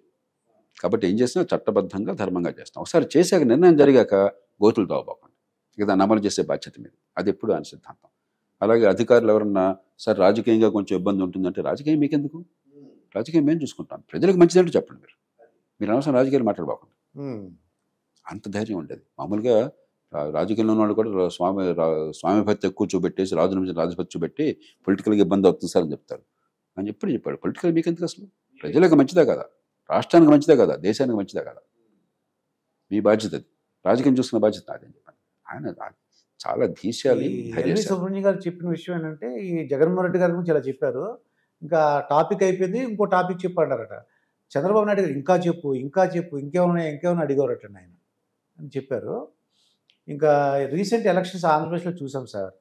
మీకు ఆ రిజల్ట్ ఊహించారు సార్ మీరు? అది మీరు ఎంతవరకు అనుకున్నారు, ఎవరు వస్తుంది అనుకున్నారు, ఎంతవరకు అనుకున్నారు మీరు? అంటే వాతావరణం చూస్తే ఈ కూటమి నెగ్గే అవకాశం ఉందనుకున్నారు, కానీ ఇంత గట్టిగా ఏకపక్షంగా ఇంత అంటే సునామీ అనొచ్చండి, సునామీ అది అనుకోలేదు. ఎందుకంటే మొదటి నుంచి నేను చెప్తున్నాను, బహిరంగ కూడా చెప్తున్నాను, 40% ఓటు కనీసం జగన్మోహన్ రెడ్డి గారికి ఉందని నేను మొట్టమొదటి చెప్తున్నాను. నా దృష్టిలో ఆంధ్రప్రదేశ్లో 2024 ఎన్నిక, నేను 3-4 ఏళ్ళ నుంచి చెప్తాను ఈ మాట, ఒక నిర్ణయాత్మకమైన ఎన్నిక. దీని ఏదో కమ్మారెడ్డి మధ్య ఎన్నిక, జగన్మోహన్ రెడ్డి గారు చంద్రబాబు నాయుడు గారి మధ్య ఎన్నిక, లేకపోతే వైకాపా టీడీపీ మధ్య ఎన్నిక, ఇది మామూలుగా మాట్లాడతాం కాదు. 2 మౌలికమైన వాదాల మధ్య ఎన్నిక ఇది. అక్కడ రాజశేఖర రెడ్డి గారు ఏం చేశారంటే, సంక్షేమాన్ని చాలా బలంగా అందించారు, అభివృద్ధిని చాలా గట్టిగా ప్రోత్సహించారు, రెంటిని సమన్వయం చేశారు. ఆంధ్రప్రదేశ్లో గత 5 ఏళ్లుగా జరిగింది ఏంటంటే, పన్నుల డబ్బంతా కూడా మేము ఖర్చు పెడతాము, మామూలు ఖర్చు ఉంటుంది, జీతభత్యాలు, మనం పోషించుకుంటాం, కొంత దుబారా అవుతుంది, కొంత కైంకర్యం అవుతుంది. మరి ఇన్ని కోట్లు ఖర్చు పెడితే కైంకర్యం కావాలి కదా. వీళ్ళంతా దేశమాత కోసం ఆస్తులు అమ్ముకోవట్లేదు కదా.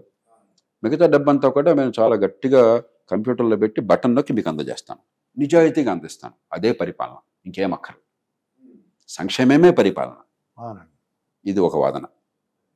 నిన్న మొన్న ఎన్నిక ఫలితాలు వచ్చిన తర్వాత కూడా నేను క్లుప్తంగా ఇక్కడ చూశాను.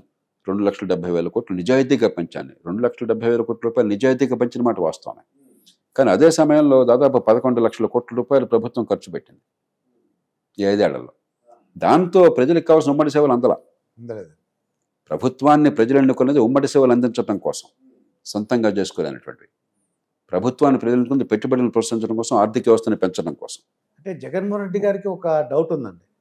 అదేంటంటే, మీరన్న 2,70,000 కోట్లు నేను పంచాను, అవ్వా తాతల ప్రేమ ఏమయ్యిందో అర్థం కావట్లేదు. కాబట్టి అంటే ఇదేదో వాళ్ళు ప్రేమించాలి నన్ను, ఇవాళ ధనాదిగా వేల సంవత్సరాల నుంచి ప్రభుత్వం ఎందుకు ఏర్పాటు చేసుకున్నాం మనం?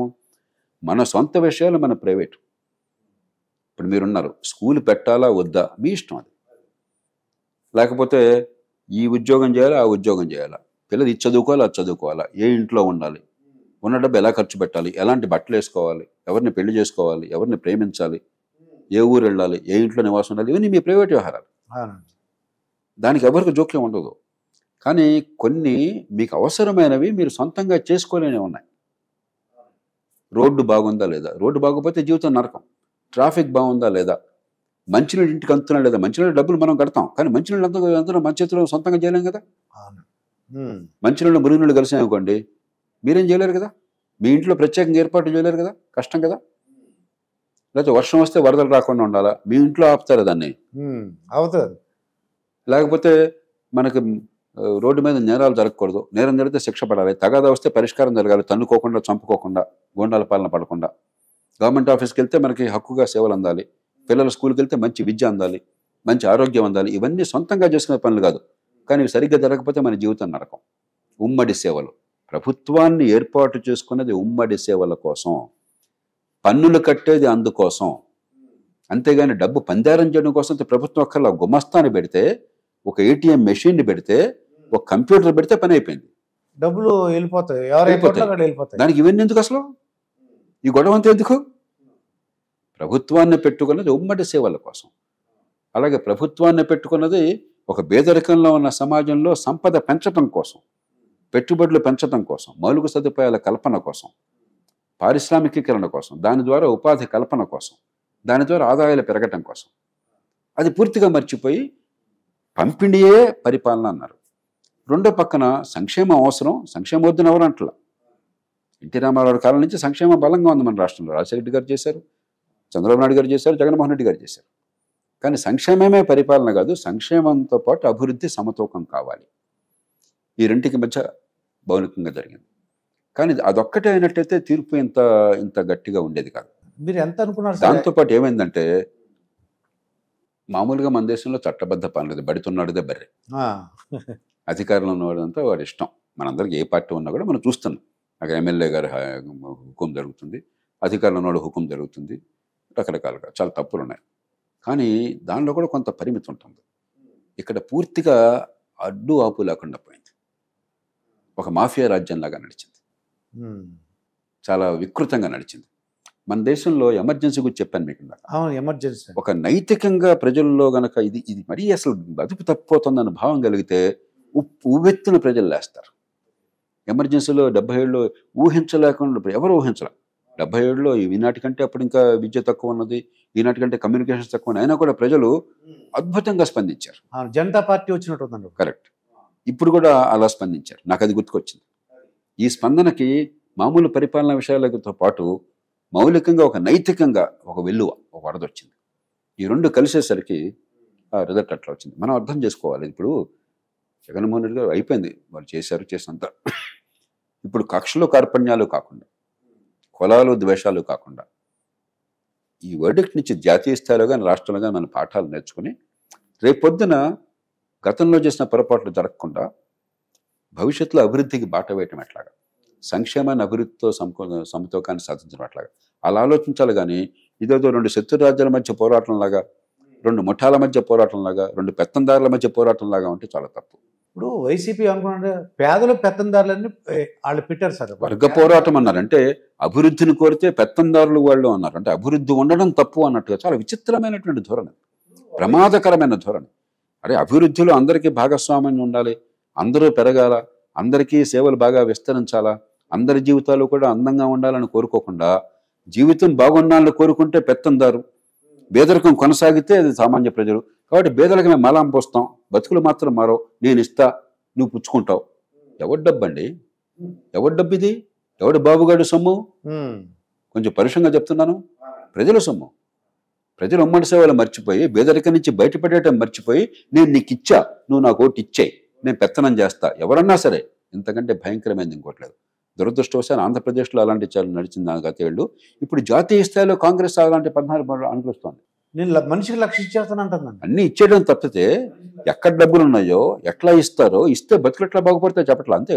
రుణమాఫీ ఒకసారి కాదు, పర్మనెంట్గా రుణమాఫీ కోసం కమిషన్ పెడతారట.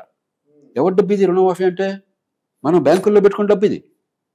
మనందరం బ్యాంకులో డిపాజిట్లు పెట్టాం, లేకపోతే మన పన్నులు కట్టే డబ్బు. మన డబ్బు మనకి ఈ రకంగా పంపిణీ చేసి అప్పు కట్టిన వాడేమో మూర్ఖుడు, పొరపాటున తిరిగి బ్యాంకు చెల్లిస్తే నువ్వు మూర్ఖుడివి. అప్పు చెల్లించకుండా ఎగ్గొడితేనేమో వాడు గొప్పవాడు, వాడి దగ్గర రుణమాఫీ అవుతుంది. ఇదా మనం ప్రజలకు ఇచ్చేటువంటి సందేశం? ఇదే ఆర్థిక వ్యవస్థను బాగు చేసే తీరు? ఇదే ఈ దేశానికి భవిష్యత్తు? లేకపోతే ప్రభుత్వ ఉద్యోగాలు 30 లక్షల ఉద్యోగాలు జాతీయ స్థాయిలో ఇస్తారు అంటున్నారు. జాతీయ స్థాయిలో కేంద్ర ప్రభుత్వంలో ఉన్న మొత్తం ఉద్యోగుల సంఖ్య 15 లక్షలు, సైన్యాన్ని మినహాయిస్తే. సైన్యంతో కలిపితే ఇంకో 15 లక్షలు.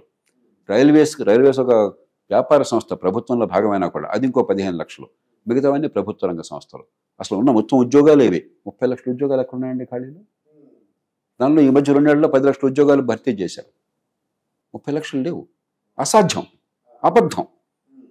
పోనీ ఏదో ఇచ్చారనుకుందాం, అయిపోయిందా పరిష్కారం? ఏడాదికి 1,30,00,000 మంది ఉద్యోగాల కోసం వస్తున్నారు. మిగతా వాళ్ళ సంగతి ఏంటి? మరి వచ్చే ఏడు సంగతి ఏంటి? అంటే ప్రజలు ఎంత మోసం చేస్తున్నాం? 100 ఉద్యోగాలు గవర్నమెంట్లో ఉంటే ఆ ఉద్యోగాలు ప్రకటించాం, జాబ్ క్యాలెండర్ ఇచ్చేసాం, 1,00,000 మంది పోటీ పడతారు. ఇంకా 2 లక్షల మంది కల్పించడం కోసం 35 ఏళ్ల దాకా నేను ఏజ్ పరిమితి పెంచుతాను, 40 దాకా పెంచుతానని చెప్పి నేను భ్రమ కలిగించడమే కానీ ఎంతమంది చేసినా, ఎంత పరిమితి పెంచినా కూడా 100గా ఉద్యోగాలు వచ్చేది.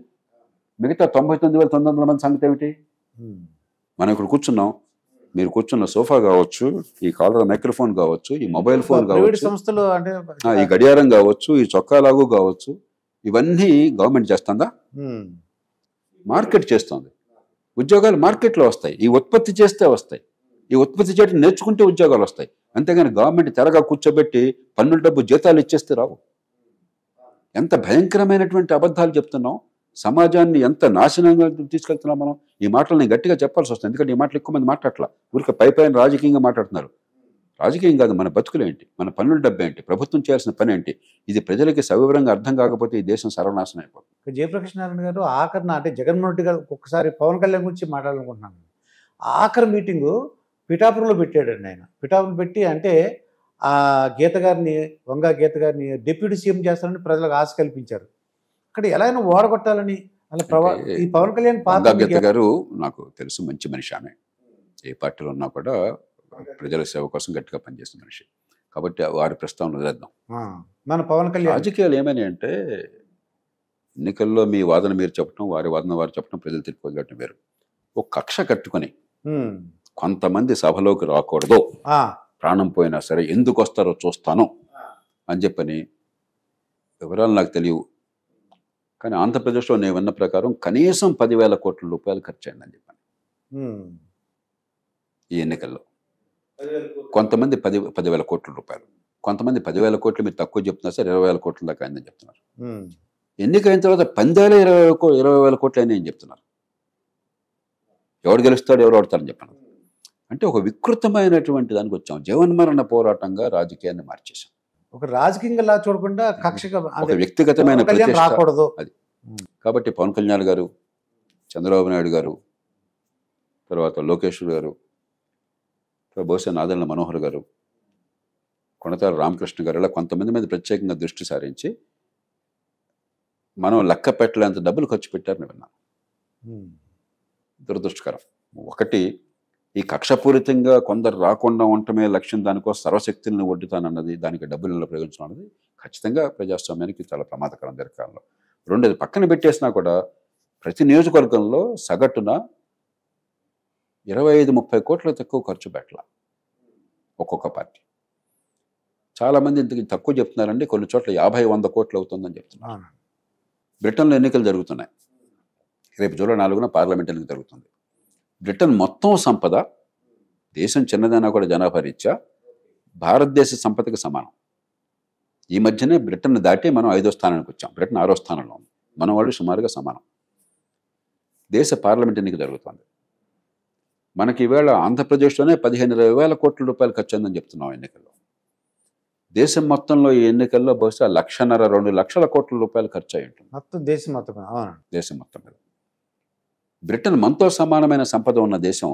నేను ఇక్కడ కూర్చొని చెప్తున్నాను, రేపు పొద్దున మీరు గూగుల్ చేసి తెలుసుకోవచ్చు ఎన్నికైన తర్వాత ఎంత ఖర్చు అవుతుందో తెలుసా. సుమారుగా అన్ని పార్టీలు కలిపి, అందరు అభ్యర్థులు కలిపి 1000 కోట్ల రూపాయలకు మించదు.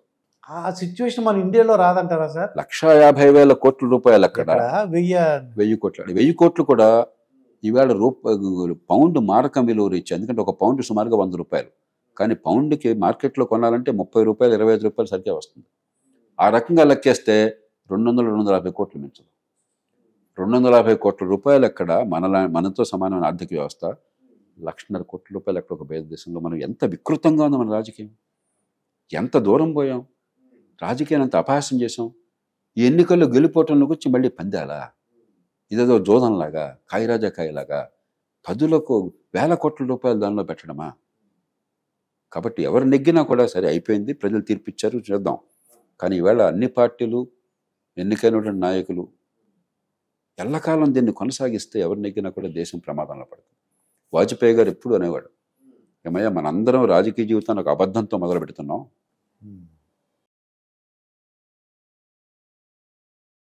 సార్, ఇక పవన్ కళ్యాణ్ పాత్ర మీకు ఏమనిపించింది? మొత్తం ఈ సినారీ మొత్తం మీద పవన్ కళ్యాణ్ పాత్ర నేను చాలాసార్లు చెప్పాను.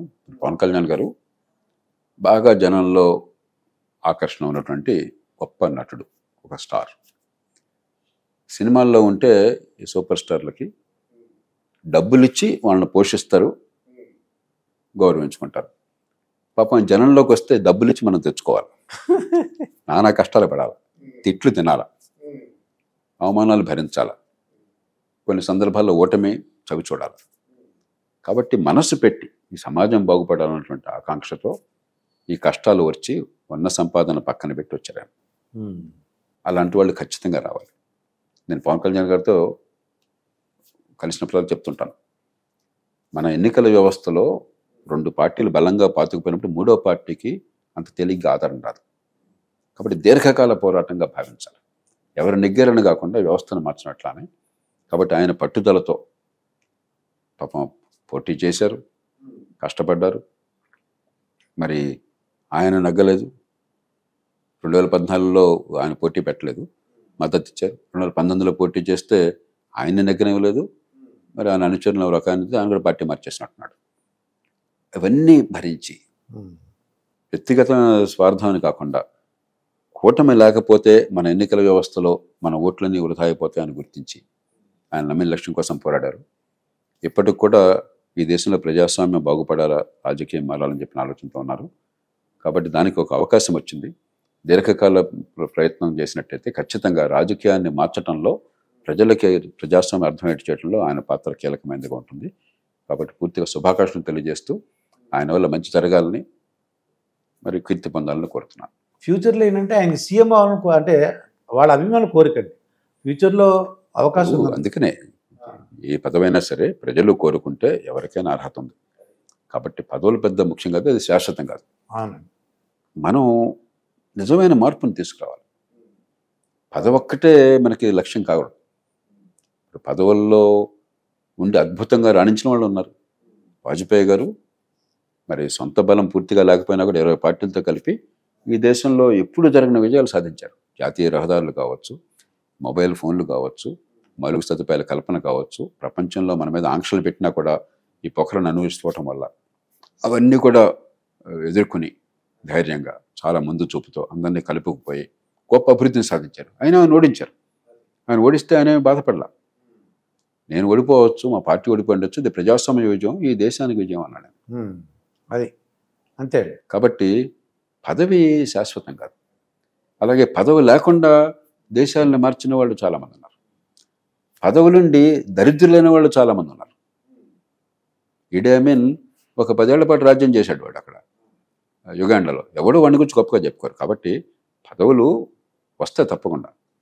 కానీ అంతకంటే ముఖ్యం మీ పాత్ర సమాజాన్ని మంచి మార్గాన్ని నడిపించడంలో, చరిత్రను మలుపు తిప్పడంలో ఏ పాత్ర ఉందని చెప్పినది. అలాంటి పాత్రని ఈ పెద్దలంతా తీసుకుంటారన్న విశ్వాసం నాకున్నది. ఇప్పుడు తెలుగు ప్రజలండి కేసీఆర్ గారిని జగన్మోహన్ రెడ్డి గారిని కంపేర్ చేశారండి. తెలంగాణలో ఎందుకు పోయిందంటే ఆయన ఎవరిని కలవలేదు అంటే ప్రజలు అనుకునే మాటలు. ఎమ్మెల్యేలు మినిస్టర్లు కూడా కలవలేదు. తర్వాత అంటే ఒక 100 మంది ఒక 80 మంది ఎమ్మెల్యేల మీద ఎన్ని ఎలిగేషన్స్ ఉన్నా ఆన్లో పెట్టారట. అక్కడ ఏం చేశారంటే జగన్మోహన్ రెడ్డి గారు ఎవరిని కలవలేదు, మినిస్టర్లు కలవరు, కానీ 80 మంది ఎమ్మెల్యేలు మార్చారు, ప్లేస్లు మార్చారు, అయినా సరే ఓడిపోయారండి. అందుకని ఇప్పుడు జయాపజయాలకి మనం రకరకాల వ్యాఖ్యానాలు చేయడం కానీ అది స్పష్టంగా ఎవరికైనా తెలుసని నేను అనుకోను.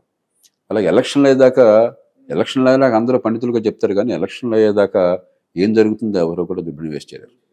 అది మన ప్రజలు మనం ఊహించిన దానికంటే పెద్దగా చదువు లేకపోయినా కూడా ఇంగిత జ్ఞానం అన్నది కలెక్టివ్గా సామూహికంగా ఒక భావజాలం ప్రవేశిస్తుంది. అది సామూహిక భావజాలానికి దేశం నియంతృత్వంలో పడుతోంది, ముస్లింలందరికీ అన్యాయం జరిగిపోతుంది, హైందవ రాజ్యం అని చెప్పంటే ఈ ప్రజలు నిశ్శబ్దంగా చెప్పారు.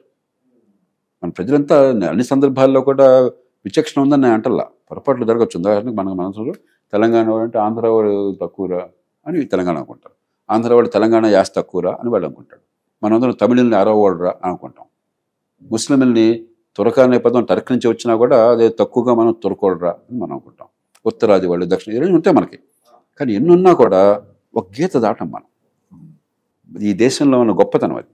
భారతీయ సమాజంలో కొన్ని వేల సంవత్సరాల సహజీవనం వల్ల ఇంగిత జ్ఞానం, ప్రాగ్మాటిజం అంటాం, ఆచరణ సాధ్యమైన తీరు, ప్రతిదాన్ని కూడా తెగేదాకా లాగం. అది మన సమాజంలో ఉన్నటువంటి అంతర్గత లక్షణం. మన ప్రజలు తక్కువ అంచనా వేస్తున్నారు. అయితే 77లో అసలు నియంతృత్వం గురించి పిల్లలకి అర్థం కావటం ఏంటి, ఇందిరాగాంధీ మహానాయకుడిగా కీర్తిస్తున్న కాలంలో, వేరే ప్రత్యామ్నాయం లేని కాలంలో, అన్ని పార్టీలు ముక్కలైనటువంటి కాలంలో ఆమెను ఓడించడం ఏంటి, ఎవరిని ఊహించారా? అంచేత ప్రజల విద్యను తక్కువ అంచనా వేయద్దు. పొరపాట్లు ఉన్నాయి, మన సమాజంలో లోపాలు ఉన్నాయి. ఓటు అంటే ఏంటో అర్థం కావట్లేదు. మరి తాత్కాలిక ప్రయోజనాల కోసం కొన్ని సందర్భాల్లో ఓటేస్తున్నాం, అది వాళ్ళ తప్పు కాదు, ప్రజల తప్పు కాదు. ఓటుకి డబ్బులు ఇస్తున్నారు, చచ్చునోడి పెళ్ళికి వచ్చిందా కట్నం డబ్బులు తీసుకుంటున్నారు, అది కూడా వాస్తవమే. అవన్నీ మార్చాలి, దానికి రకరకాల పద్ధతులు. కానీ మౌలికంగా ఈ ప్రజల్లో ఇంగిత జ్ఞానం అన్నది ఇప్పుడు మా తెలుగు ప్రజలకు మంచి అవకాశం వచ్చిందండి.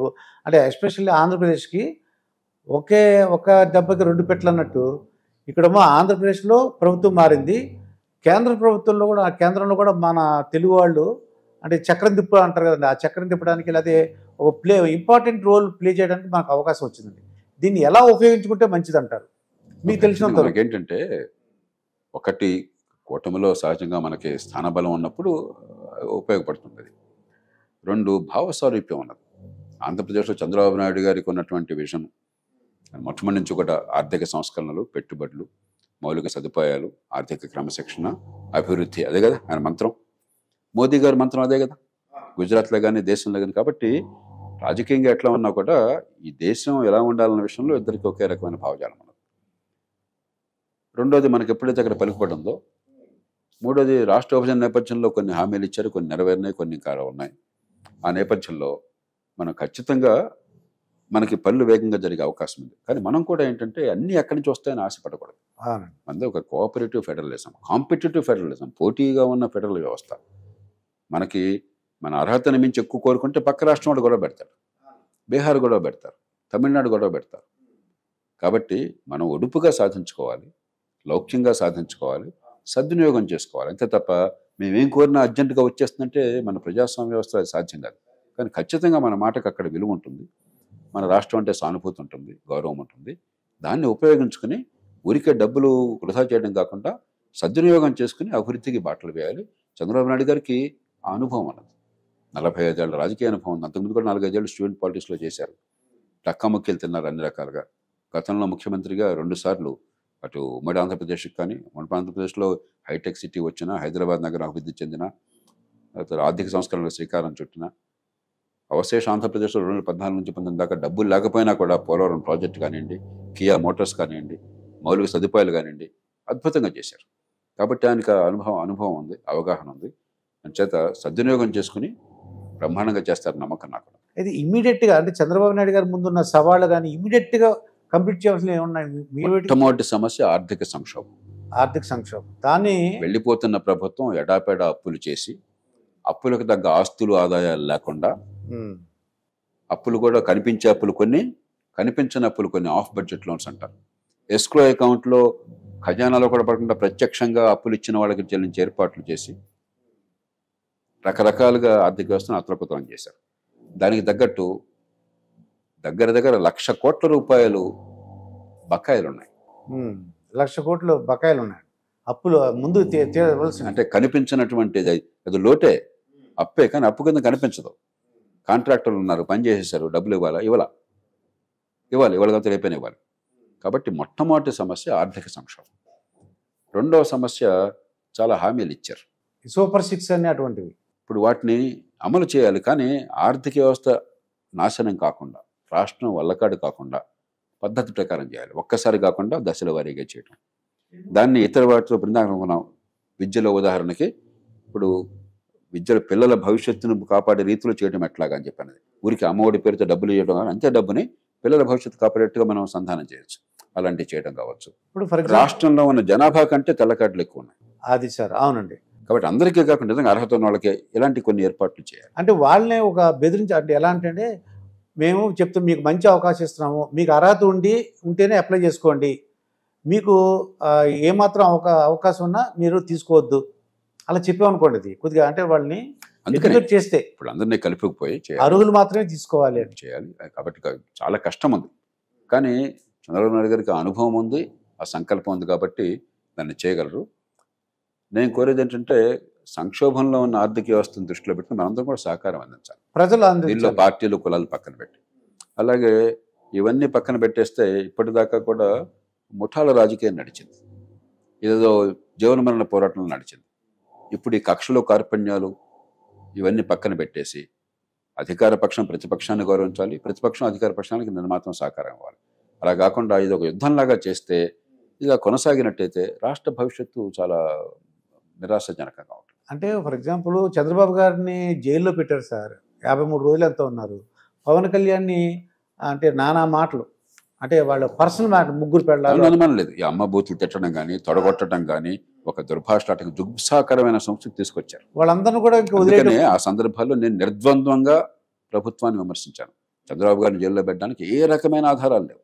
క్యాబినెట్లో ప్రభుత్వం చేసిన నిర్ణయాలు, చట్టబద్ధంగా చేసిన నిర్ణయాలు, వాటి మీద కనుక మీరు జైల్లో పెడితే భారతదేశంలో ఏ మంత్రి, ఏ ప్రధానమంత్రి, ముఖ్యమంత్రి బయట మిగలడు.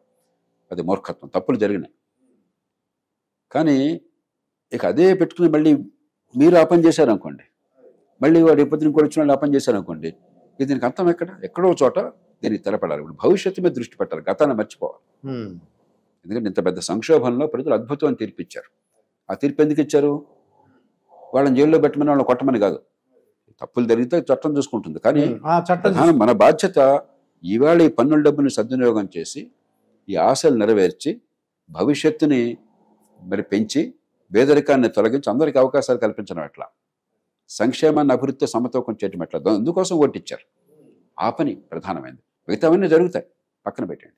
బాగా అంటే మాకు మీరుగా చెప్పగలరు అసలు. ఈ క్వశ్చన్ ఏంటంటే, నేరం చేసిన వాళ్ళు, జైల్లో ఉన్న వాళ్ళు కూడా వాళ్ళు ఎమ్మెల్యేలు, ఎంపీలుగా ఎన్నుకోతున్నారండి. మీలాంటి ఐఏఎస్, ఐపీఎస్ ఆఫీసర్లు అసలు మాకు చాలా బాధ అనిపిస్తుంటుంది అప్పుడప్పుడు. ఐఏఎస్, ఐపీఎస్ అంటే గొప్ప అనుకోబోకండి, పక్కన పెట్టండి. వాళ్ళు మొత్తానికి ఏదో అంటే దీనికి నేను చాలా సందర్భాల్లో చెప్పాను, అంటే సిన్సియర్గా పనిచేసేవాళ్ళు అన్నప్పుడు జేడి లక్ష్మణ్ గారు, ప్రవీణ్ కుమార్. 3 అంశాలు ఉన్నాయి. మన దేశంలో చట్టం ద్వారా న్యాయం జరుగుతున్న నమ్మకం ఎవరికి లేదు. చట్టం ద్వారా న్యాయం జరుగుతుంది అన్న నమ్మకం లేదు.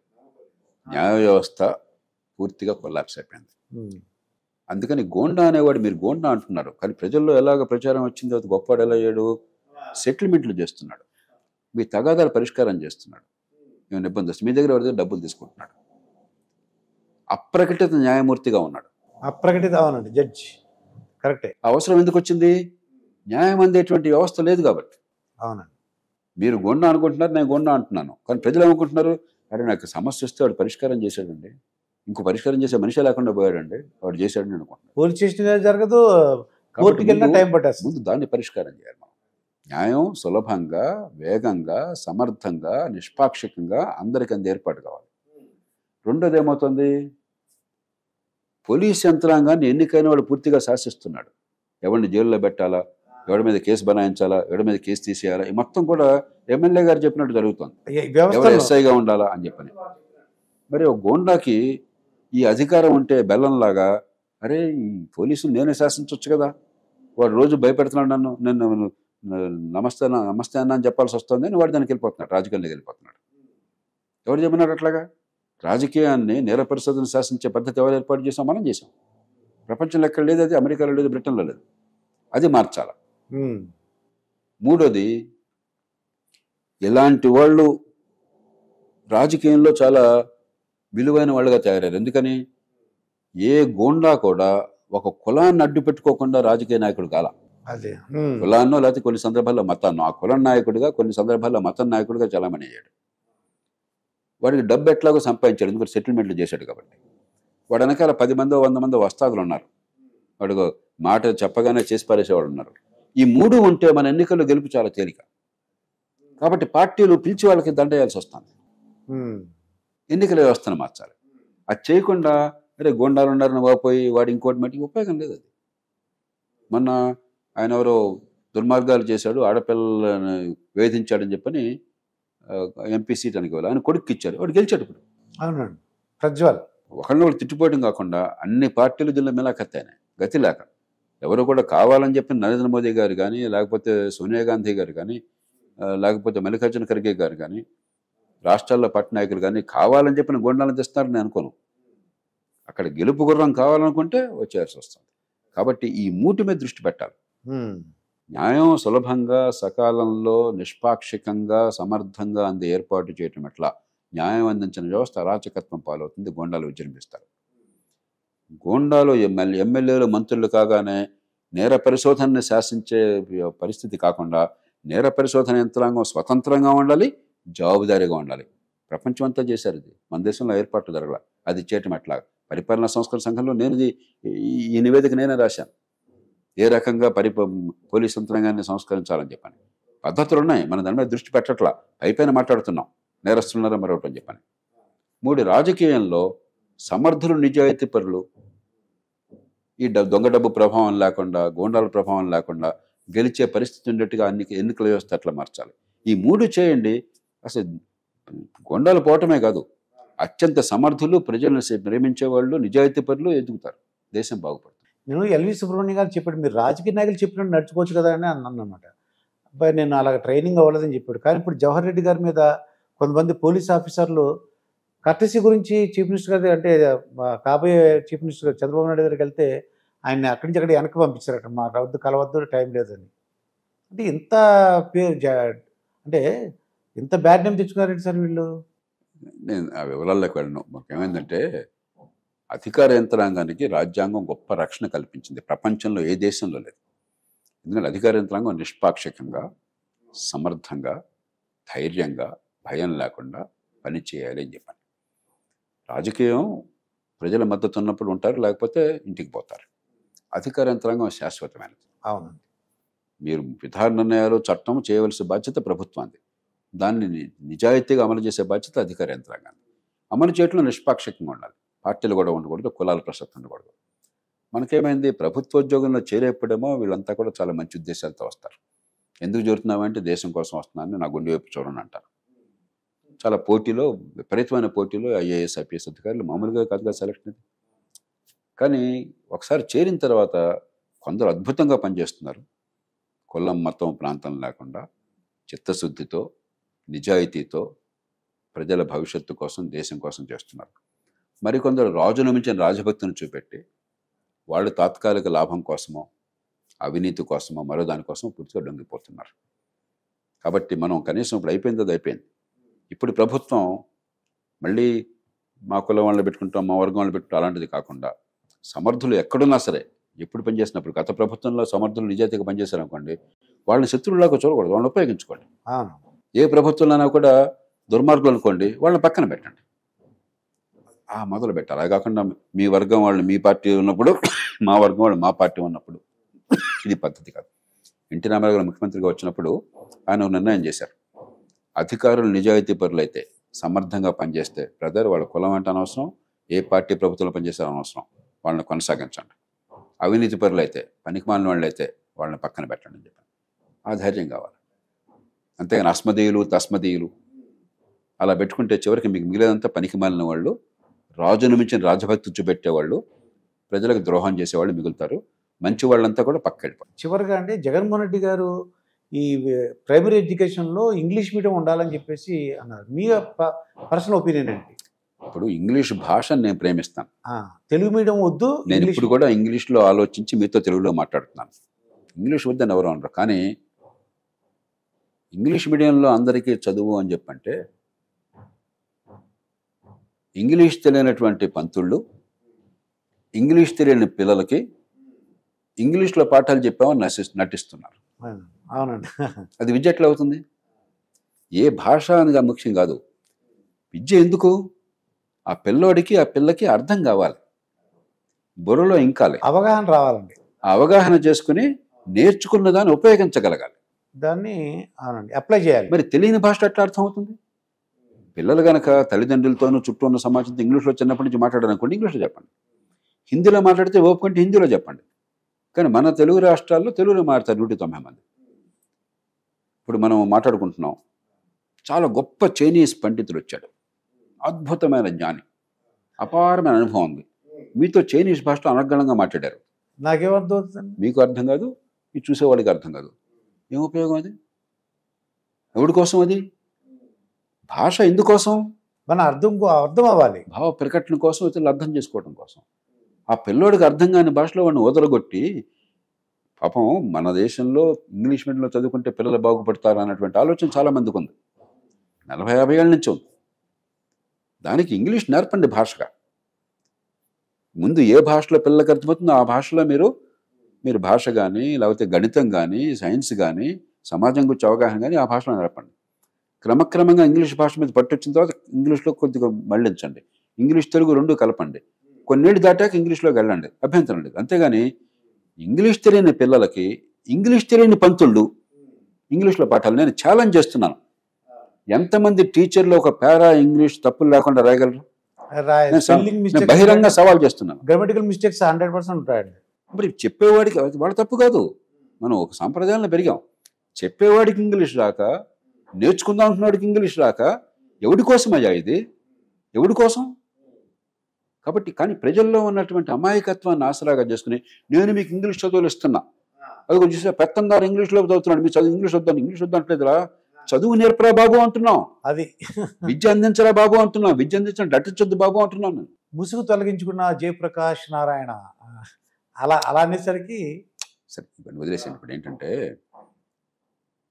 మీరు ఏం చెప్పినా కూడా నేను వినాలి.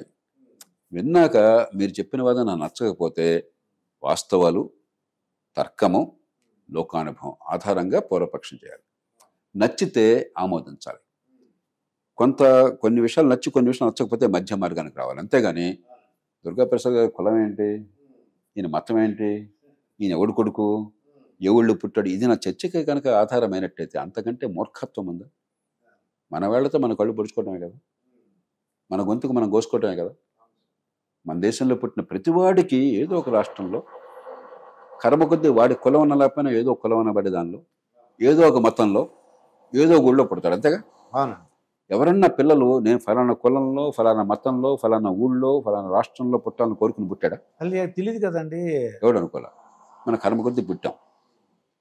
మరి చిన్నప్పుడు తల్లిదండ్రులతో ఎక్కువ మంది ఆ కులంలో ఉంటారు కాబట్టి ఆ సంబంధాలు కొన్ని ఉంటాయి. ఆ కోణం నుంచి చూస్తే ఎంత మూర్ఖులం అవుతాం మనం. కాస్త బుద్ధున్న వాళ్ళు ఏం చేస్తారు, నాకు మంచి డాక్టర్ కావాలి, కుటుంబంలో పిల్లలకి అనారోగ్యంగా ఉంది, ఆపరేషన్ చేయాలంటే వాడు మూర్ఖుడైతే తప్ప కులం గురించి చూడడం ముందు ఫస్ట్ చూసేదేంటి, మంచి డాక్టరా కదా, నా పిల్ల ప్రాణాలు కాపాడతాడు. ఆ తర్వాత కులం చూస్తే చూడొచ్చు. నాకు మంచి టీచర్ కావాలంటే మొట్టమొదటి చూసేది ఆ టీచర్ బాగా పాఠాలు చెప్తాడు. ఎక్స్పర్ట్ ఎవరు బాగా చెప్తారు, ఆ తర్వాత కులం గురించి ఆలోచించవచ్చు. కానీ నా బతుకు నేను ఆలోచించుకోకుండా, నా భవిష్యత్తు ఆలోచించుకోకుండా ముందు కులం మీద పెడితే మూర్ఖులమై మన వేళతో మన కళ్ళు పొడుచుకుంటున్నాం, అజ్ఞానంలో మునిగిపోయి నాశనం అవుతున్నాం. ఈ ప్రజల అమాయకత్వాన్ని ఆసరాగా చేసుకుని కులం అనేటువంటి దాన్ని ఉపయోగించి ప్రజలు నిశ్చలుగా చేసుకుని మెట్లెక్కి జనం నెత్తిని తొక్కి బతుకులు నాశనం చేస్తున్నారు. ఇవాళ రెడ్ల పేరుతో ప్రభుత్వం వచ్చింది. నిజంగా సమాజంలో రెడ్లందరూ బాగుపడుతున్నారు?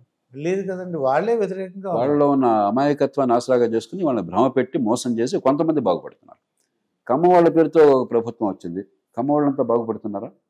వాళ్ళని నిశ్చలుగా వేసుకుని వాళ్ళలో ఆవేశాన్ని మూర్ఖత్వాన్ని రెచ్చగొట్టి కొందరు లాభపడుతున్నారు. నేను పచ్చిగా చెప్తున్నాను, ఎందుకంటే ప్రజలకు అర్థం కావాలి ఈ కులం అనే పేరుతో మన ఎంత మోసం చేస్తున్నారు. ఏ పార్టీ వాడైనా కావచ్చు, ఏ కులం వాడైనా కావచ్చు. కాబట్టి జేపీ చెప్పినా, దుర్గాప్రసాద్ చెప్పినా, వెంకన్న చెప్పినా, పుల్లయ్య చెప్పినా కూడా ఏం చెప్పారు, దాని వెనకాల ఆధారాలు ఏంటి, వాస్తవాలేంటి, తర్కం ఏంటి? నేను ఏ మాట చెప్పినా కూడా వాస్తవం చెప్పకుండా, తర్కం చెప్పకుండా, ఎందుకని ఫలానా భావం ప్రకటిస్తున్నానని చెప్పకుండా, ప్రపంచానుభవాన్ని జోడించకుండా నా నోటి నుంచి ఒక్క మాట ప్రజాజీవనం రాలేదు. దాన్ని అంచనా వేయండి. మీరు నచ్చొచ్చు నచ్చకపోవచ్చు, అది మీ ఇష్టం. ఉదాహరణకి ప్రభుత్వ రంగ సంస్థలు ఉండాలని వద్దా? అరే ప్రభుత్వం పని ప్రభుత్వం చేయాలన్నా, గుర్రం పని గుర్రం చేయాలి, గాడిద పని గాడిద చేయాలి. నేను స్పష్టంగా చెప్తున్నా కారణం ఏంటో. ఇంకోళ్ళు కాదండి, ప్రభుత్వం అన్ని సబ్బు బిళ్ళలు కూడా ప్రభుత్వం ఉత్పత్తి చేయాలా, బట్టలు ప్రభుత్వం చేయాలనుకోవచ్చు, అది వాళ్ళ అనుభవం. ఏది సరైనదో మీరు తెలుసుకోవాలి. ప్రపంచంలో ఏం జరిగింది, అన్ని ప్రభుత్వం చేస్తే ఆ దేశాలంతా నాశనం అయిపోయినాయి. ప్రభుత్వం తను చేయాల్సిన సరిగ్గా చేసి మిగతా ప్రజలకు వదిలేస్తే ఆ దేశాలంతా బాగుపడ్డాయి. అది మీరు నిర్ణయించుకోవాలి. అంతేగాని ఆ చెప్పినాడు కులం ఎందుకు మీకు, దీనిలో చెప్పినాడు మతం ఎందుకు? ఇప్పుడు తెలంగాణ ఉందనుకోండి, నేను విమర్శనాత్మకంగా మాట్లాడితే కేసీఆర్ గారు అనేవాడు ఆంధ్రాలో పుట్టాడు ఆయనకి ఎందుకండి అని చెప్పాను. ఇంకో విషయం మీద ఆయన చెప్పింది సరైన మాట అయితే దాన్ని సమర్థిస్తే జేపీ గారు కూడా చెప్పారు చూసారా అనేవాడు. అంటే అనుకూల అవసరాన్ని బట్టి అనుకూలం బట్టి. ఇప్పుడు వీళ్ళు ఏమంటున్నారు, ఇప్పుడు కులం గురించి మాట్లాడేవాళ్ళే జేపీ గారు అట్లా అన్నారు కదా, ఆయన సమర్థించాడు కదా, మరి అప్పుడు ఆ మాట ఎందుకు అంటున్నారు మీరు? అప్పుడు కులం రాలేదా మీకు? రాజశేఖర రెడ్డి గారు చాలా సమన్వయం చేశారు అభివృద్ధిని, సంక్షేమాన్ని ఎన్నోసార్లు అన్నాను. దానిలో కులం ఏమైనా ఉందా? ఎన్నిసార్లు అన్నాను నేను? జగన్మోహన్ రెడ్డి గారి గురించి ఉద్దేశిస్తూనే మీ నాయనగారు చేశారయ్యా, సంక్షేమాన్ని అభివృద్ధిని సమతూకాన్ని పాటించారు, అలా పాటించి నేను ఎన్నోసార్లు చెప్పాను. కాబట్టి వాదన లేనప్పుడు, మూర్ఖత్వం రాజ్యమేలినప్పుడు, అధికార కాంక్ష అన్నిటినీ కూడా పూర్తిగా కప్పేసినప్పుడు ఈ కులాలు మిగతావి ద్వేషాలు వస్తాయి. దాని ఫలితం ఇదే. విచక్షణ, సమాజం మీద ప్రేమ అంటే కులం ఉండదు, మతం ఉండదు, ప్రాంతం ఉండదు. నేనేం చెప్తున్నాను, ఇప్పుడు కొత్తగా వచ్చిన ప్రభుత్వానికి గతంలో తప్పులతో నేను వేధించొద్దు అని చెప్తున్నాను నేను. అంతేగాని రాక్షసుల్లాగా వెంటబడి నేను అంటున్నానా? దానిలో కులం ఎక్కడుంది? అది వద్దా మీకు? ఇదే కొనసాగాల? మీరు వాళ్ళ మీద దాడి చేయటం, వాళ్ళ మీద దాడి చేయటం, అది మూర్ఖులు చెప్పే మాట. దేశాన్ని ప్రేమించేవాళ్ళు, కులానికి అతీతంగా ఆలోచించేవాళ్ళు గతం నాస్తి, భవిష్యత్తు ఆలోచన చెప్తాను. కాబట్టి నేనేమిటో నా అంతరాత్మకు తెలుసు, ఈ సమాజానికి తెలుసు. తెరిచిన పుస్తకం జీవితం. ఇవాళ మొక్కల పొట్టు పొబ్బులో పొట్టు మొక్కలో పోయేవాళ్ళు వీళ్ళెవరో 45 ఏళ్ళుగా 50 ఏళ్ళుగా నేను ఒకే విలువల కోసం బతికాను. నేను ఇంతకాలం చెప్పిన మాటలు కానీ, చేస్తున్న చేతలు కానీ, చేసినటువంటి చర్యలు కానీ, సాధించిన విజయాలు కానీ ఎవరినైనా చూడమనండి, ఎక్కడైనా పొరపచ్చాలనే చూడమండి. దానిలో పొరపాటుంటే సరిదిద్దుకుందాం. అంతేగాని నోటుకొచ్చినట్టు ఈ కులాన్ని ప్రయోగించడం అనేది అజ్ఞానానికి నిదర్శనం. నేను కొంచెం కటుగా చెప్పాల్సి వస్తుంది. ఎందుకంటే మీ బతుకులు మీరు నాశనం చేసుకుంటున్నారా, మీ కాళ్ళ కింద మీరే గోతులు దవ్వుకుంటారని చెప్పడం కోసం అని చెప్పాను. ఇదండి జయప్రకాష్, థ్యాంక్ యూ. చాలా మంచి అవగాహనకి ఇచ్చారు, మాకు మంచి అవకాశం ఇచ్చారు, ప్రజలందరికీ అర్థమయ్యేలా చెప్పారు. మరొక ఇంటర్వ్యూతో మాకు హెల్ప్ చేయాలండి మీరు. నమస్కారం. Thank you.